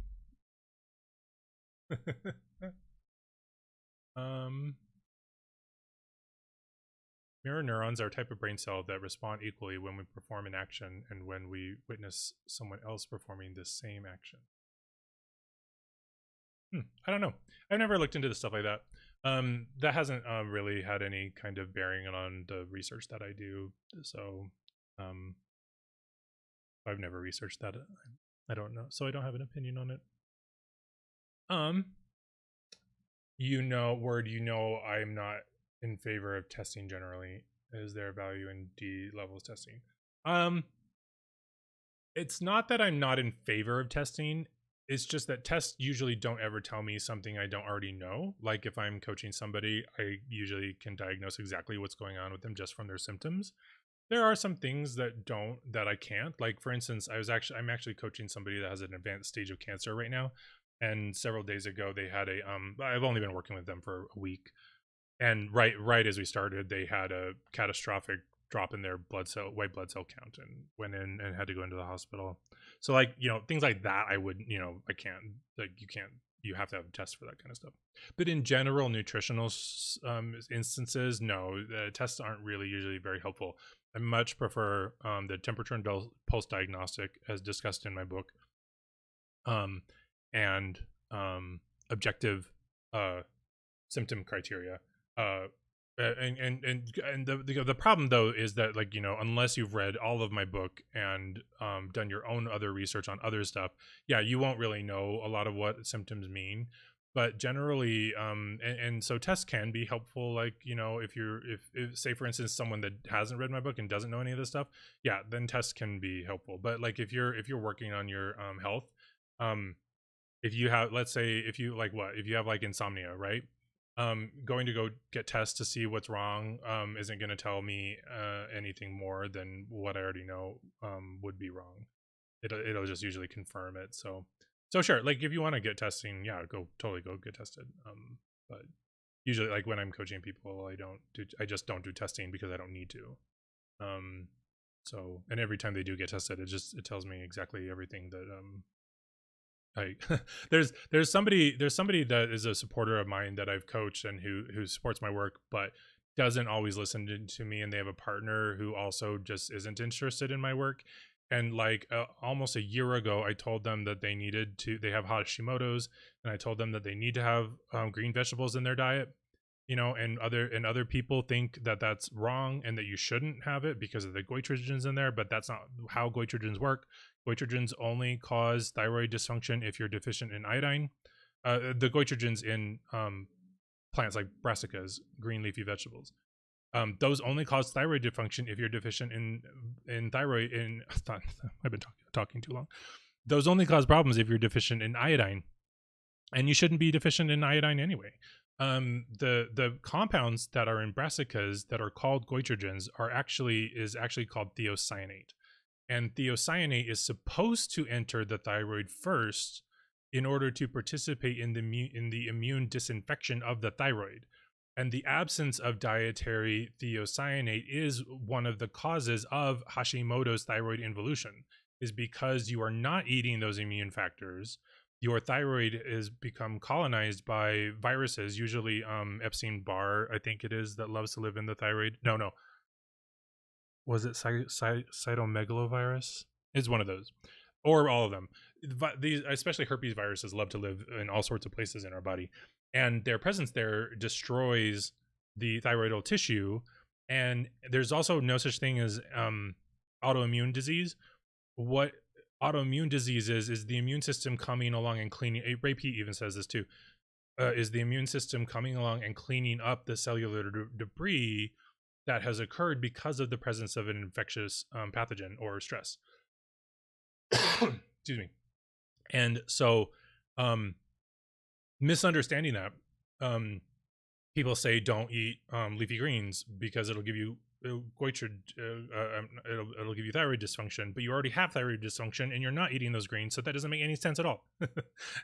And so like I told them to do this and they didn't, and then they came back to me recently, and all of their partners' tests had come back worse because they didn't listen to me.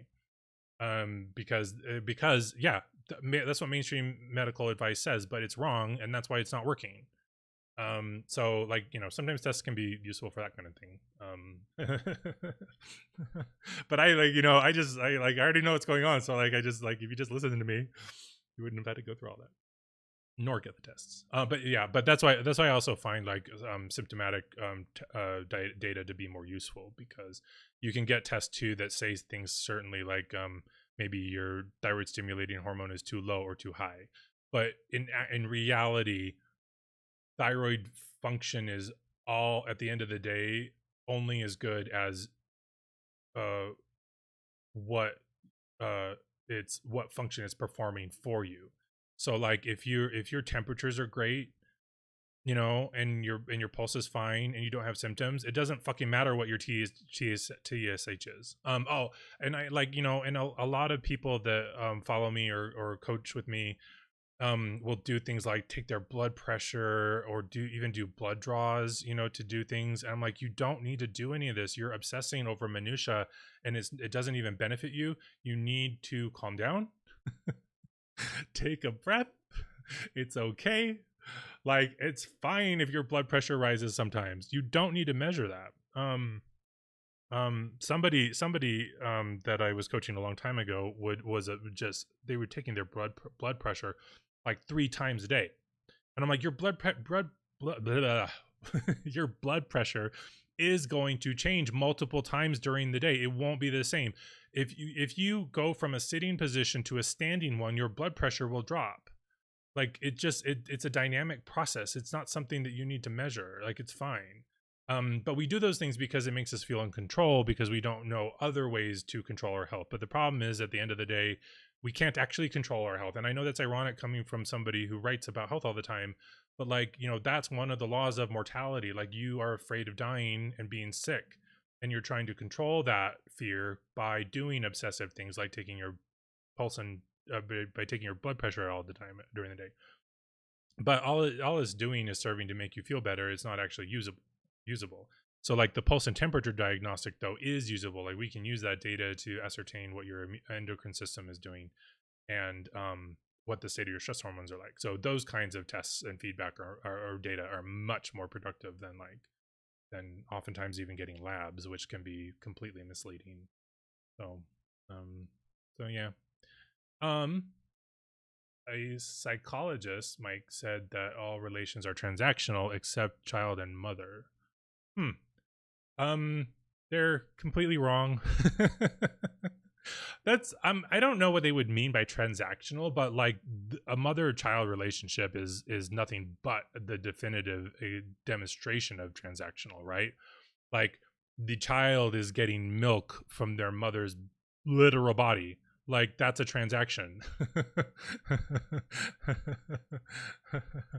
You know, and you know, to shit on moms too, like sometimes you moms use motherhood as a way to prop up your self-esteem. We all know that. We all do things like that in other ways. You know, parenthood is a great way to find purpose in life. That's transactional, right? And a lot of parents do that. I don't think there's anything necessarily wrong with that. I would love to be a parent just so, you know, I had people loving me unconditionally in my life. But like, you know, like but that's transactional. There really is no such thing as altruism in life. I think altruism is not a real thing. It doesn't mean that you can't do things that are good, but like there is nothing that's truly altruistic. Like my desire to help people with their health and make the world a better place is so I don't have to fucking live in a place where people go get shot when they go out to drink at a bar, right? Like that's, you know, that's, so it's not real, it's not truly altruistic. um but that doesn't mean you can't be good and that things can't be wholesome and wonderful.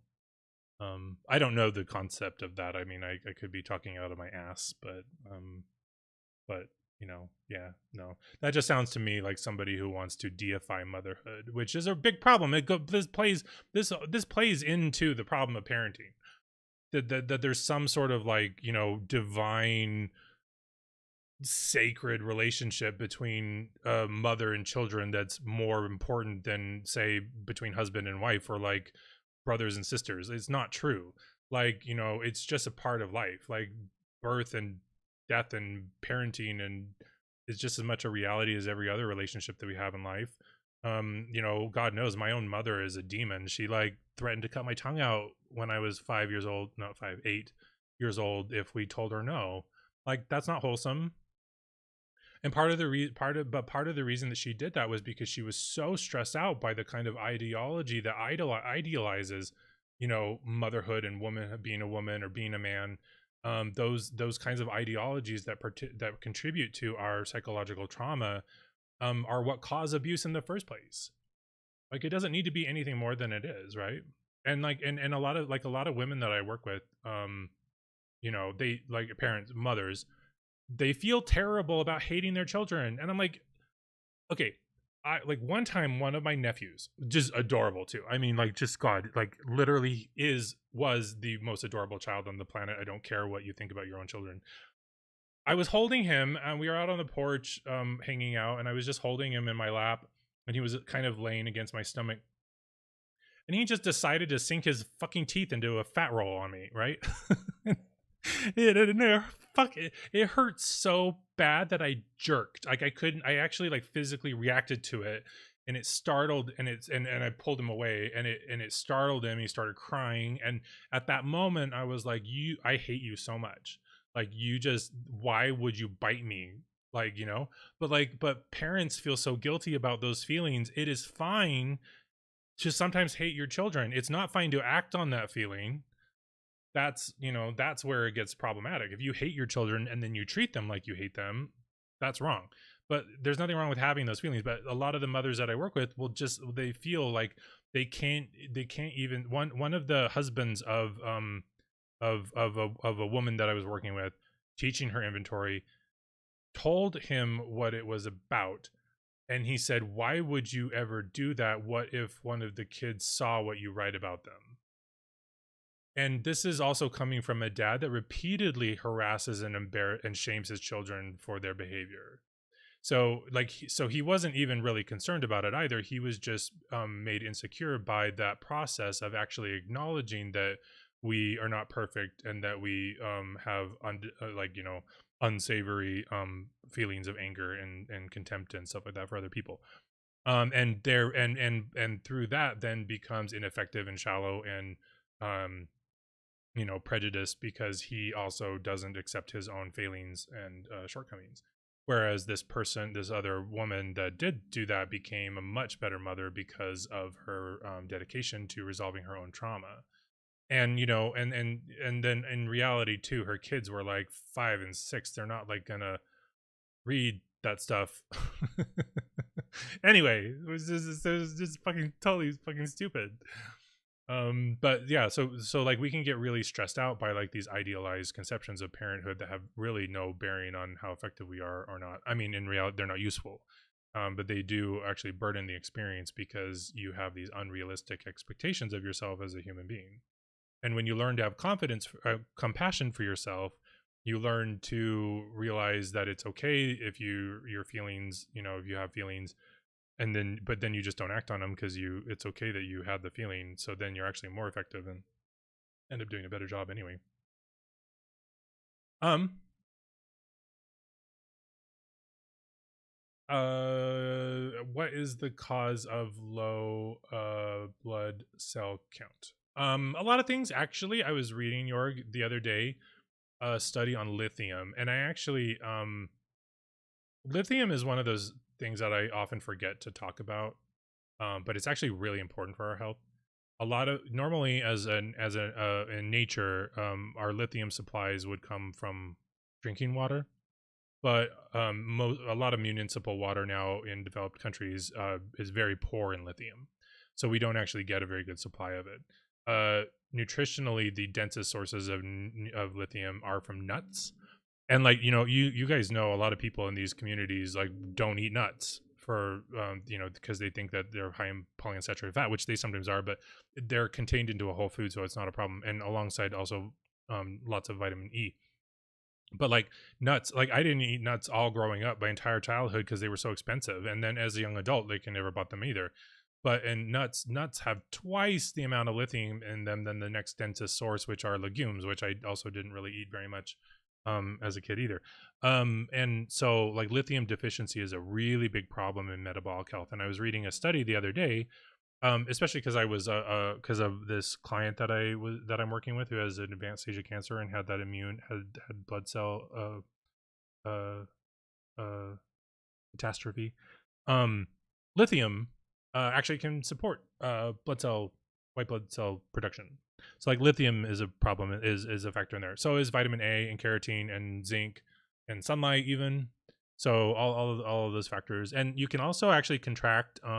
So I don't write this in my book because even people like a lot people that are stupid claim that I didn't have cancer because I didn't get it biopsied, which is such a stupid fucking logical fallacy. Like, of course I had cancer. Like, I had 5 or 6 tumors on my thyroid, and the biggest one was on the thyroid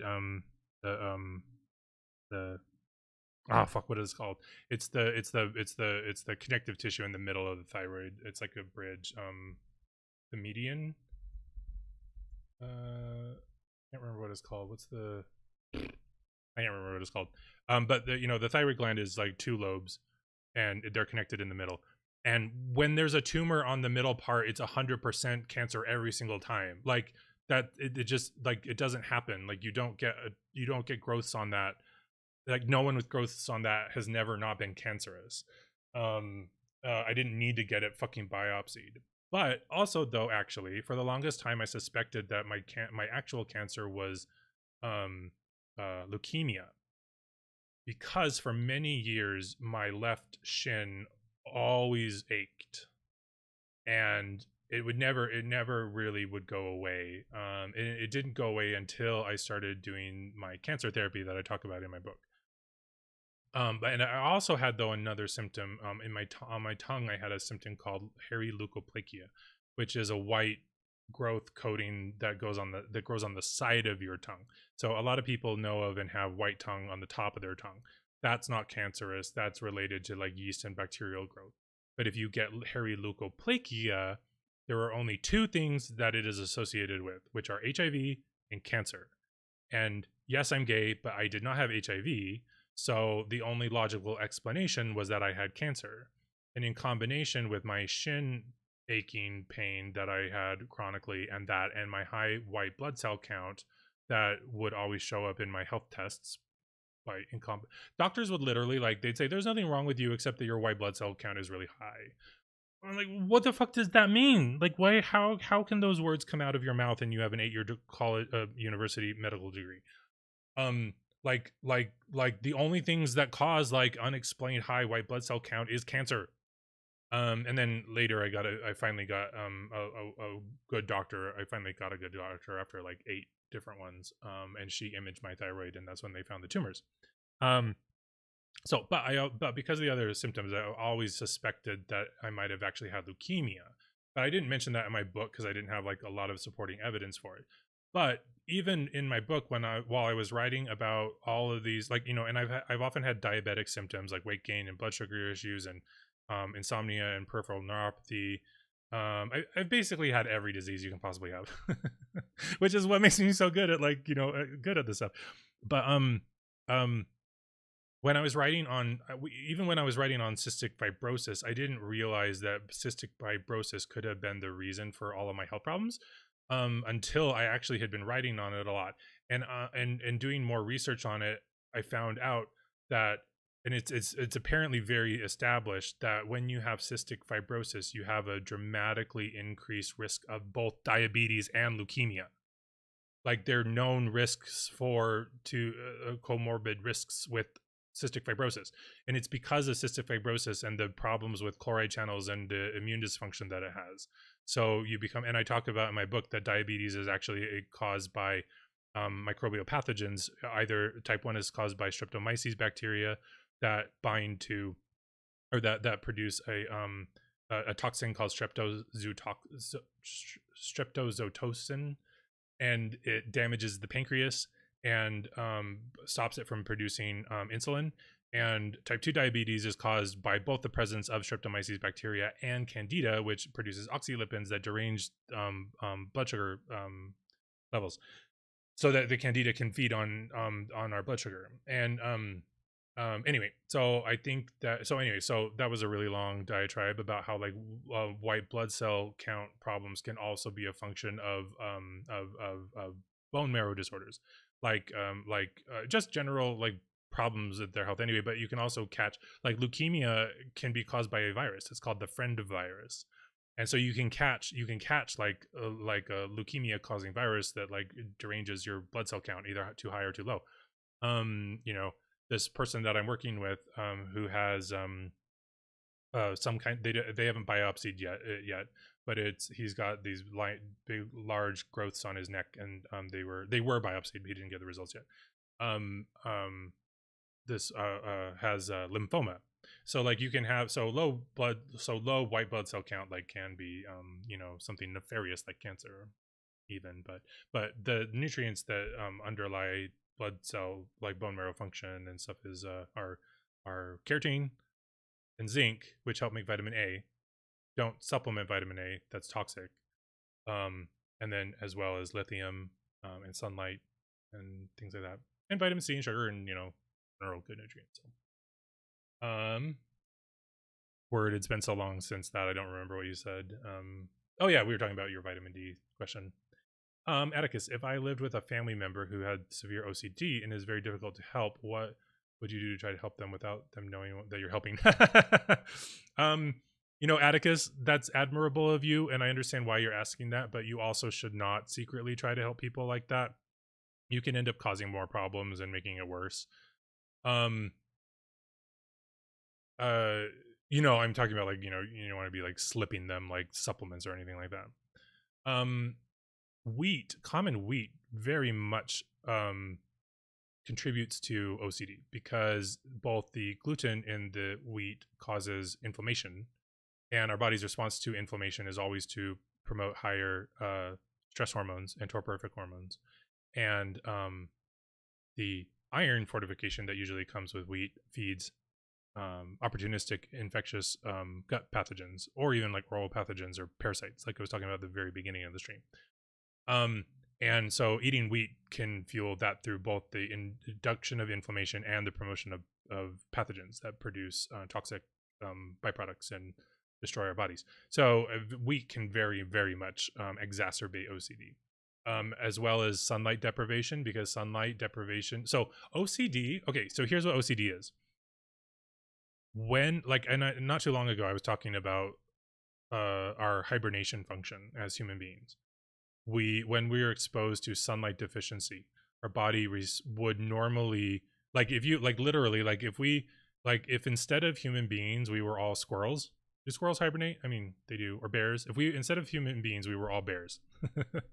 And we were at our jobs, and it started to become August and September, we would all go into hibernation. We would have our community, our entire society would be built around the winter hibernation, and everyone goes into hibernation during the wintertime. But that would happen. But that would happen all the time because we were indoors and you're not getting sunshine exposure. So this same thing happens in human beings. We have an anti-hibernation response, and if you have a sunlight deficiency, your brain and your endocrine organs trigger hibernation response in response to sunlight deficiency. But because we're human beings, we also have an anti-hibernation response that involves raising adrenaline to counteract that hibernation response. So many people with OCD have sunlight deficiency because they're indoors all the time. And what happens is then the triggering of the hibernation response lowers your metabolic rate by inducing the expression of melatonin and serotonin, which are torporific hormones. And then our body's anti-hibernation response is to raise adrenaline in response to those torporific hormones. So then the adrenaline makes you uppity and excited and restless, right? But that's not an accident either. One of the functions of high stress hormones is to make you active and restless. Like, that's the point. When we have high stress hormones that are high and excessive, it's your body's way of trying to motivate you to go out and do stuff and get shit done, like go hunting or go look for food or go look for a new place to live. If this didn't happen when we were stressed out, we as a species, we would just sit in one spot and just probably die, right? We wouldn't like look for solutions or things like that. So when you're restless, it's often an expression of high stress hormones because of our anti-hibernation response. Or other things too, like not eating enough food or wheat exposure or high polyunsaturated fat diets. All of these stressors that result in stress in your body and high and elevated stress hormones motivate restlessness. So it literally is part of our biology to be restless when we are under stress. And so you see this in little kids or in older adults. People that are being medicated when in fact their diet and environment needs to change. You need to remove inflammatory foods like polyunsaturated fats and wheat. In fact, those are like the only two things that you need to remove, really. I pay a lot of attention to dietary factors in my book, but there are only 3 things that I tell people not to ever have, which are wheat and polyunsaturated fats, refined sources, not like nuts, but like refined oils and stuff like that. Canola oil and vegetable oil and stuff like that, and try to avoid toxic agrochemicals as much as you possibly can. There's a 4th one that's kind of in there, which is yogurt. Like yogurt being very high in lactic acid, you shouldn't eat a lot of that at all ever in your diet, and because that can also because lactic acid lowers your metabolic rate, and then in response to a lower metabolic rate, our body triggers stress hormones to try to elevate it. But yeah, so you don't need to do that secretly to them. You can say like, hey, wheat is really apparently inflammatory, the gluten in it. We need to switch our diet to spelt, einkorn flour, those other grains that are safer to eat and easier to digest. Get rid of polyunsaturated fats. You don't need to be sneaky about it. You just say like, these are bad for us, let's stop eating them, kind of a thing. So, but yeah, wheat, cut out wheat, get sunlight, lots of sunlight, take them out for walks. We've been indoors all day too long. Let's go outside. Let's get sunshine all the time. You can do that. And no yogurt if that's happening. That one's hard to do because a lot of people do like yogurt. Sometimes it tastes good, but more especially if you add plain yogurt, actually doesn't taste really great. But like I would never tell anybody not to have like raita if they're going out for Indian food, or like other stuff like that. But yogurt, you should never just eat it as a staple food because it's got so much lactic acid in it. Mike, the hunter-gatherer group-based child rearing preferable to nuclear parenting? Yes, it is actually. This is the basis of attachment theory that many adults provide better than 2 parents. Oh, yeah, okay. So yeah, yes, then attachment therapy sounds kind of cool. I talk about this in my book. There's a chapter in my parenting book called restoring tribal structures, because the natural state of human beings is to be in tribes, and also this is an issue to address. When people talk about tribes or tribalism in a negative way. Like you'll hear people say tribalism. That's actually kind of racist. Don't do that. Being in a tribe is not inherently a problem. That is actually part of a natural human state. Oppositely, one time too, I saw somebody of color once post on Instagram that the word tribal was only for indigenous peoples, and that's fucking bullshit. All human beings come from cultures and evolutionary history that includes tribes. That's why we act tribal often. We are naturally designed by our biology to adhere in groups of people that have similar shared um, um, cultures and ideology and resources. And religion, though, in a lot of Western communities, has come to supplant the natural role of a tribe. And that has corrupted a lot of the hierarchy and influence that would normally be inherent in a healthy human group. When you have healthy tribalism, you have a very large age range of human beings, and this actually plays because this is a chapter in my parenting book. So in tribal structures, you have the entire gamut of age ranges and genders and life experiences, and so everyone in those communities benefits more directly than these other systems where we divide everybody up. Education is actually really toxic in this sense. So in the natural evolutionary human environment, children would never, ever, ever be very far away from their immediate parents for a extended period of time. And not only that, they would never be not in the immediate vicinity of other human beings of other various age ranges. So for instance, in like a tribe, you might have like little toddlers that are being held by their mothers or their grandmothers or their older siblings. And then and the older siblings have even older siblings and friends. So you've got like 10-year-olds and 11-year-olds, but then you've also got teenagers around. And there's a cascade from the very oldest in the community helping and passing down information and life experience and assistance to everyone below them. That goes through the entire group. In the way that schools are set up, we send all of the children of one age group into a class where there's only one adult and no other help or exposure to other age groups, and it becomes Lord of the Flies. I mean, every single every single classroom in the entire United States is the plot of the Lord of the Flies. Like, and if you haven't read that, it's a fucking fantastic book. It's a free for all, and you've got all these kids who don't have life experience but are exposed to things like sex talk and swearing and teasing and bullying, and they're all supposed to deal with it on their own. Like, but when we are in actual healthy like human tribal societies, you don't have that. You have kids always in the proximity of kids that are older than them to look up to see for guidance and protection, all the way up to the adults, to the seniors in the groups. And yes, and multiple adults are always responsible for the rearing of children, not just the single parents.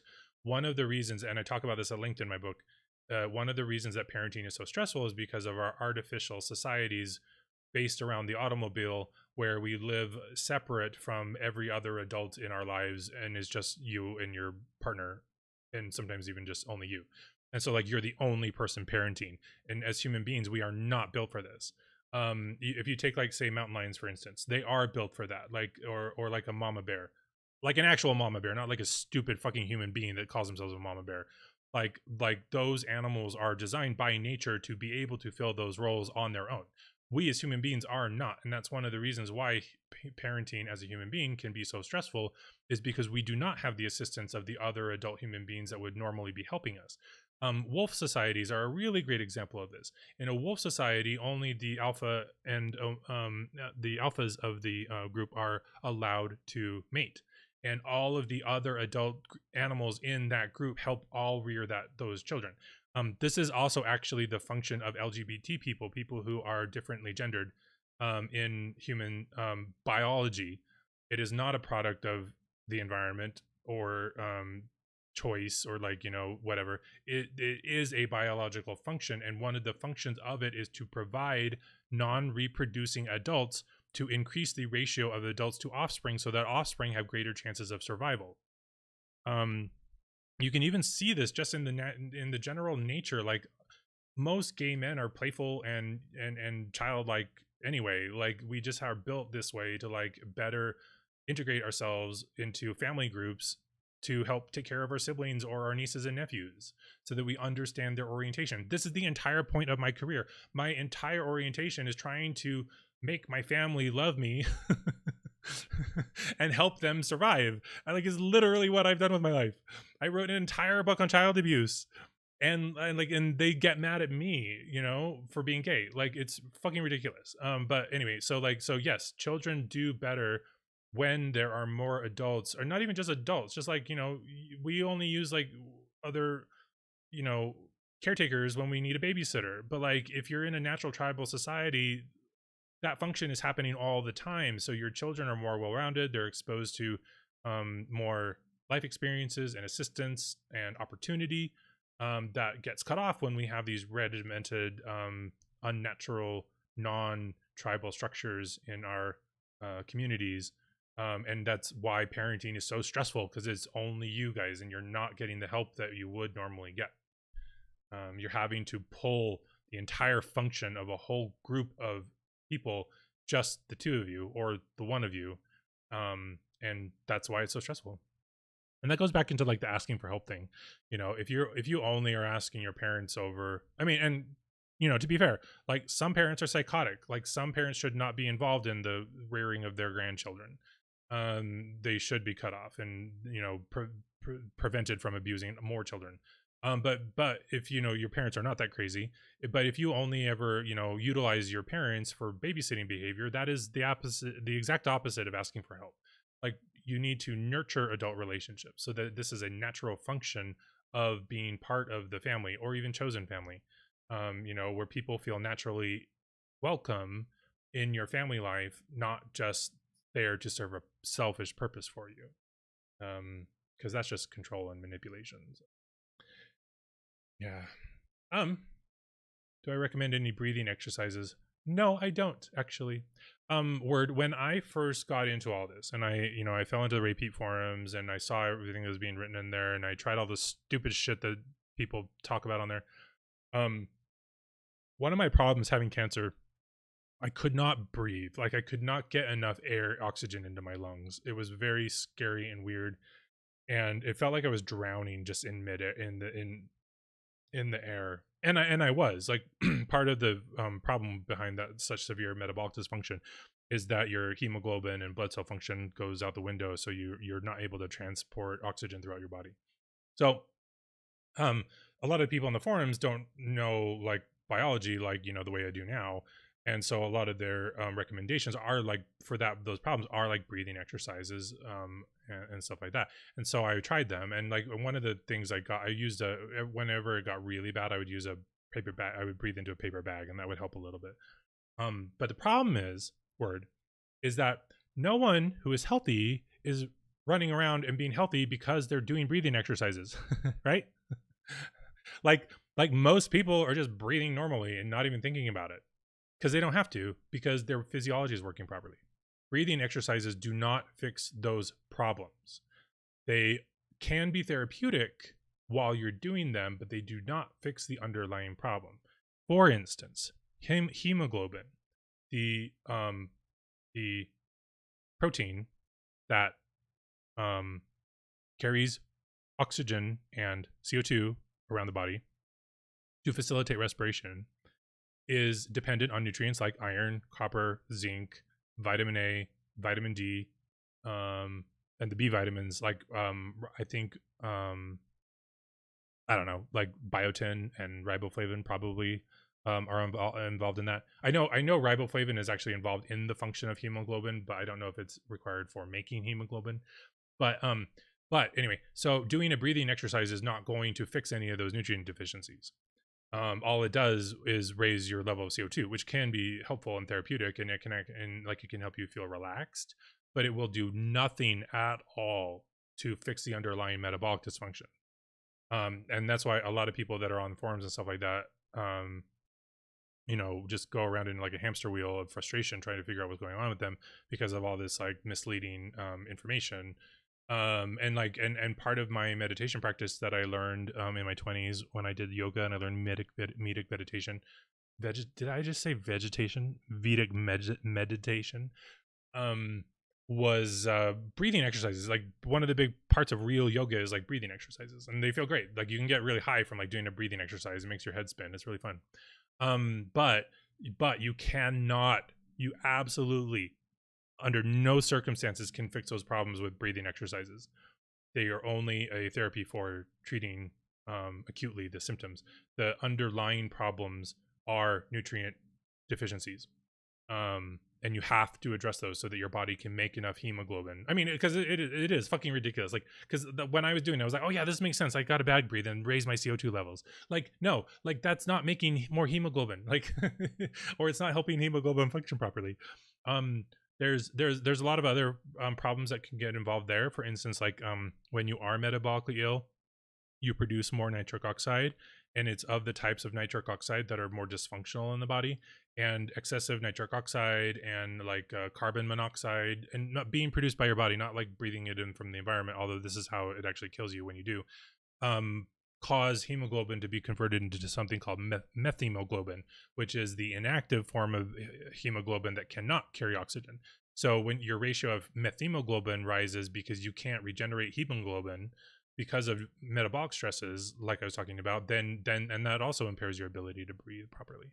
So these kinds of things get directly addressed by like a lot of the therapies in my book, and when I coach people directly, and we we restore those nutrient pathways and stuff like that. So um yeah. um yeah, you're welcome, Atticus. Lord of the Flies, the book was disproven by an actual event of children getting along fine when stranded in 1965. I think I've heard about that, Mike. Yeah. No, that's the other thing too. Oh, okay, that's a huge part about parenting.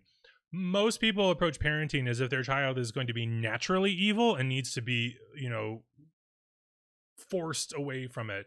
And it's exactly the opposite. Most children are perfect. That's it's really funny actually. I remember when I first was writing the book and I was about to release it, and someone mentioned my book on a Facebook forum, and a whole bunch of people who don't like me piled on it. And one of the persons said, like, haha, I lost interest immediately on seeing the title because it says The Perfect Child, right? It's tongue in cheek, like it's not, it's a joke, but they're so up their own ass. they had no sense of humor. But it's the irony, and I mentioned this at the very end of my book. Like the thing is that all children are already perfect. You just have to avoid fucking them up. And that makes parenting so much easier. Like you don't have to make your child perfect. They already are fucking perfect. It's us who are adults who already have accumulated life trauma that causes those problems.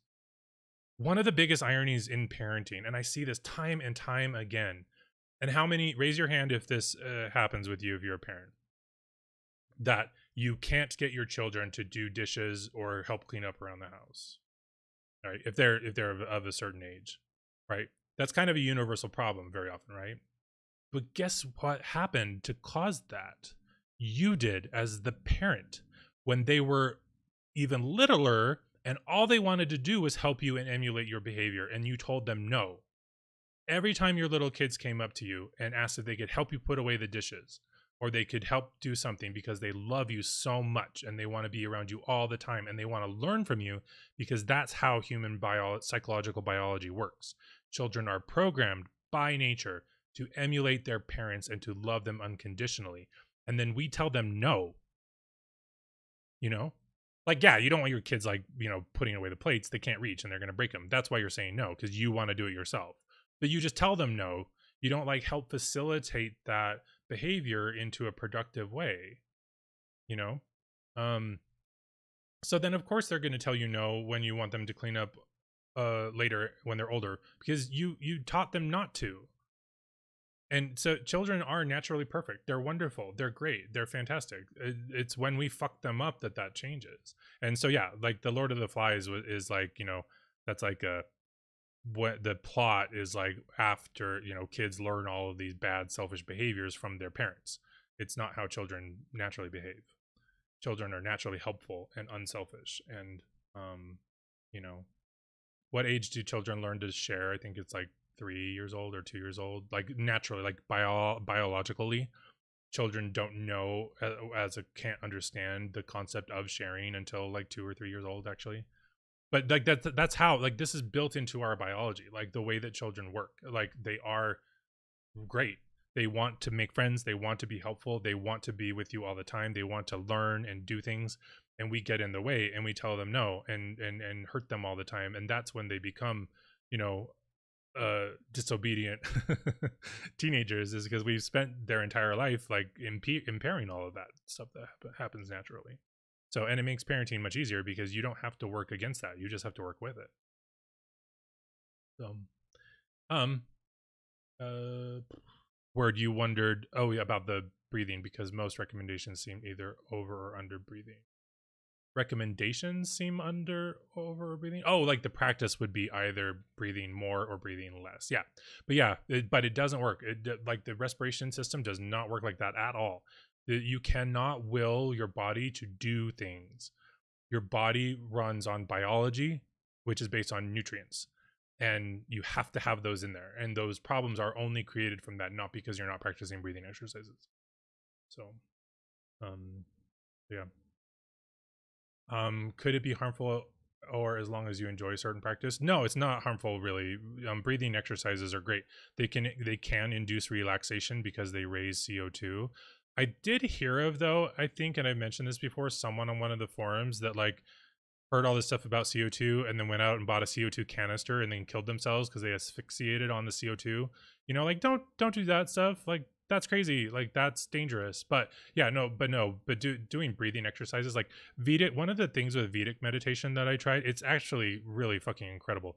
It's basically self-induced hypnosis. Like you focus on just a sound, like a mantra that you repeat in your head over and over again, and sit in quiet on against like a wall.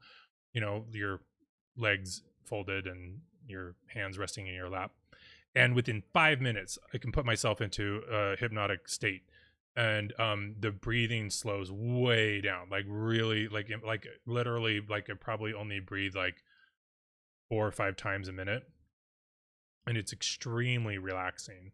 But it didn't do any, like I didn't use it to get better though. It played no role in my physical rehabilitation at all. All it is more of a, you know, a behavioral practice, and it's nice to do once in a while, and it facilitates meditation. And one part I don't really talk a lot about when I do talk about inventory therapy is that it is helpful to meditate on the results of your therapy, like when you write stuff down, you know, it's helpful to like meditate on that for a little bit, and you know, to sit with those thoughts and progress that you make. And yeah, meditating can be really nice, and it can be a nice break to take care of yourself and check out from the busyness that is life and stuff like that. But that's all that it is. It's not, it doesn't affect your physical health really. Your physical health is way more influenced by nutrients and bacteria and pathogens and stuff like that. So it's not harmful, but if you want to do it, all the better for you. So but it will not solve your metabolic problems at all. So don't expect it to. Spend your time on nutrient stuff first. Have I heard of community parenting? It's the idea that babies are best cared for by young children because they are closer in age than old adults or grandparenting. No, I have not heard of. Oh, continuity parenting, not community parenting. No, that's I would not agree with that at all. It's really great developmentally for kids to have access to other peers that are not their own age, for sure, but they should not, but those absolutely should not be the ones. Do people do that? I don't understand that. That sounds really scary. I would not like, my parents used me as and my other sister as the babysitters very often when we were younger. And one time my brother was let's see, I was 14, and so my brother was 13, and my parents had both left, and this is before cell phones were even a thing. And my brother was out in the front yard, climbed up. Okay, so my dad also, for some reason, specifically told him not to do this before he left. And then my brother did it, which is so weird because he didn't even need to. But my dad also told him that. So my dad was aware that this could be a problem. So I don't know why the ladder was even out. But anyway, the ladder. So my brother got up into a tree with the ladder to pick cherries. I think it was cherries out of a tree. And he fucking fell off it and broke his arm. And, you know, and I was 13. It wasn't like I was like really young. Like I didn't know what to do. And I didn't call 911 because like I was worried that my parents wouldn't be able to afford hospital treatment because of the way that we were raised, fearing, you know, in a Mormon community with fear mongering and stuff like that, where and you don't prepare your children for the real world at all. Like he just sat on the couch with a broken arm until my parents got home. It was horrible, you know, and like I really should have just called 911 and had an ambulance come pick him up. And also, also the other reason too was I thought my parents would get in trouble for having left us alone too, right? But like I guess leaving your kids with like as like I don't know, maybe they would, especially in today's world, probably totally would. So like the idea of like other children parent like that would be weird. I don't know if that's a good idea. Anyway, all right, any of you have more questions? I think we'll wrap it up. Thank you for coming by and hanging out. Again, I just started a TikTok if you guys want to go if you're on there. I'm never good at it, but you know, just another way to try to get attention for my work and stuff like that. So you guys all have a good time. I don't know when I'll stream next because I'm still, like I said, I'm doing all this research, so it might not be for a little while again, but I'll try. Thank you for coming by. If you subscribe, like, and share, it really helps. Oh, and thank you. I got to 400 followers now on here, finally. So thanks for everybody that followed. I appreciate it. And yeah, I will see you guys later.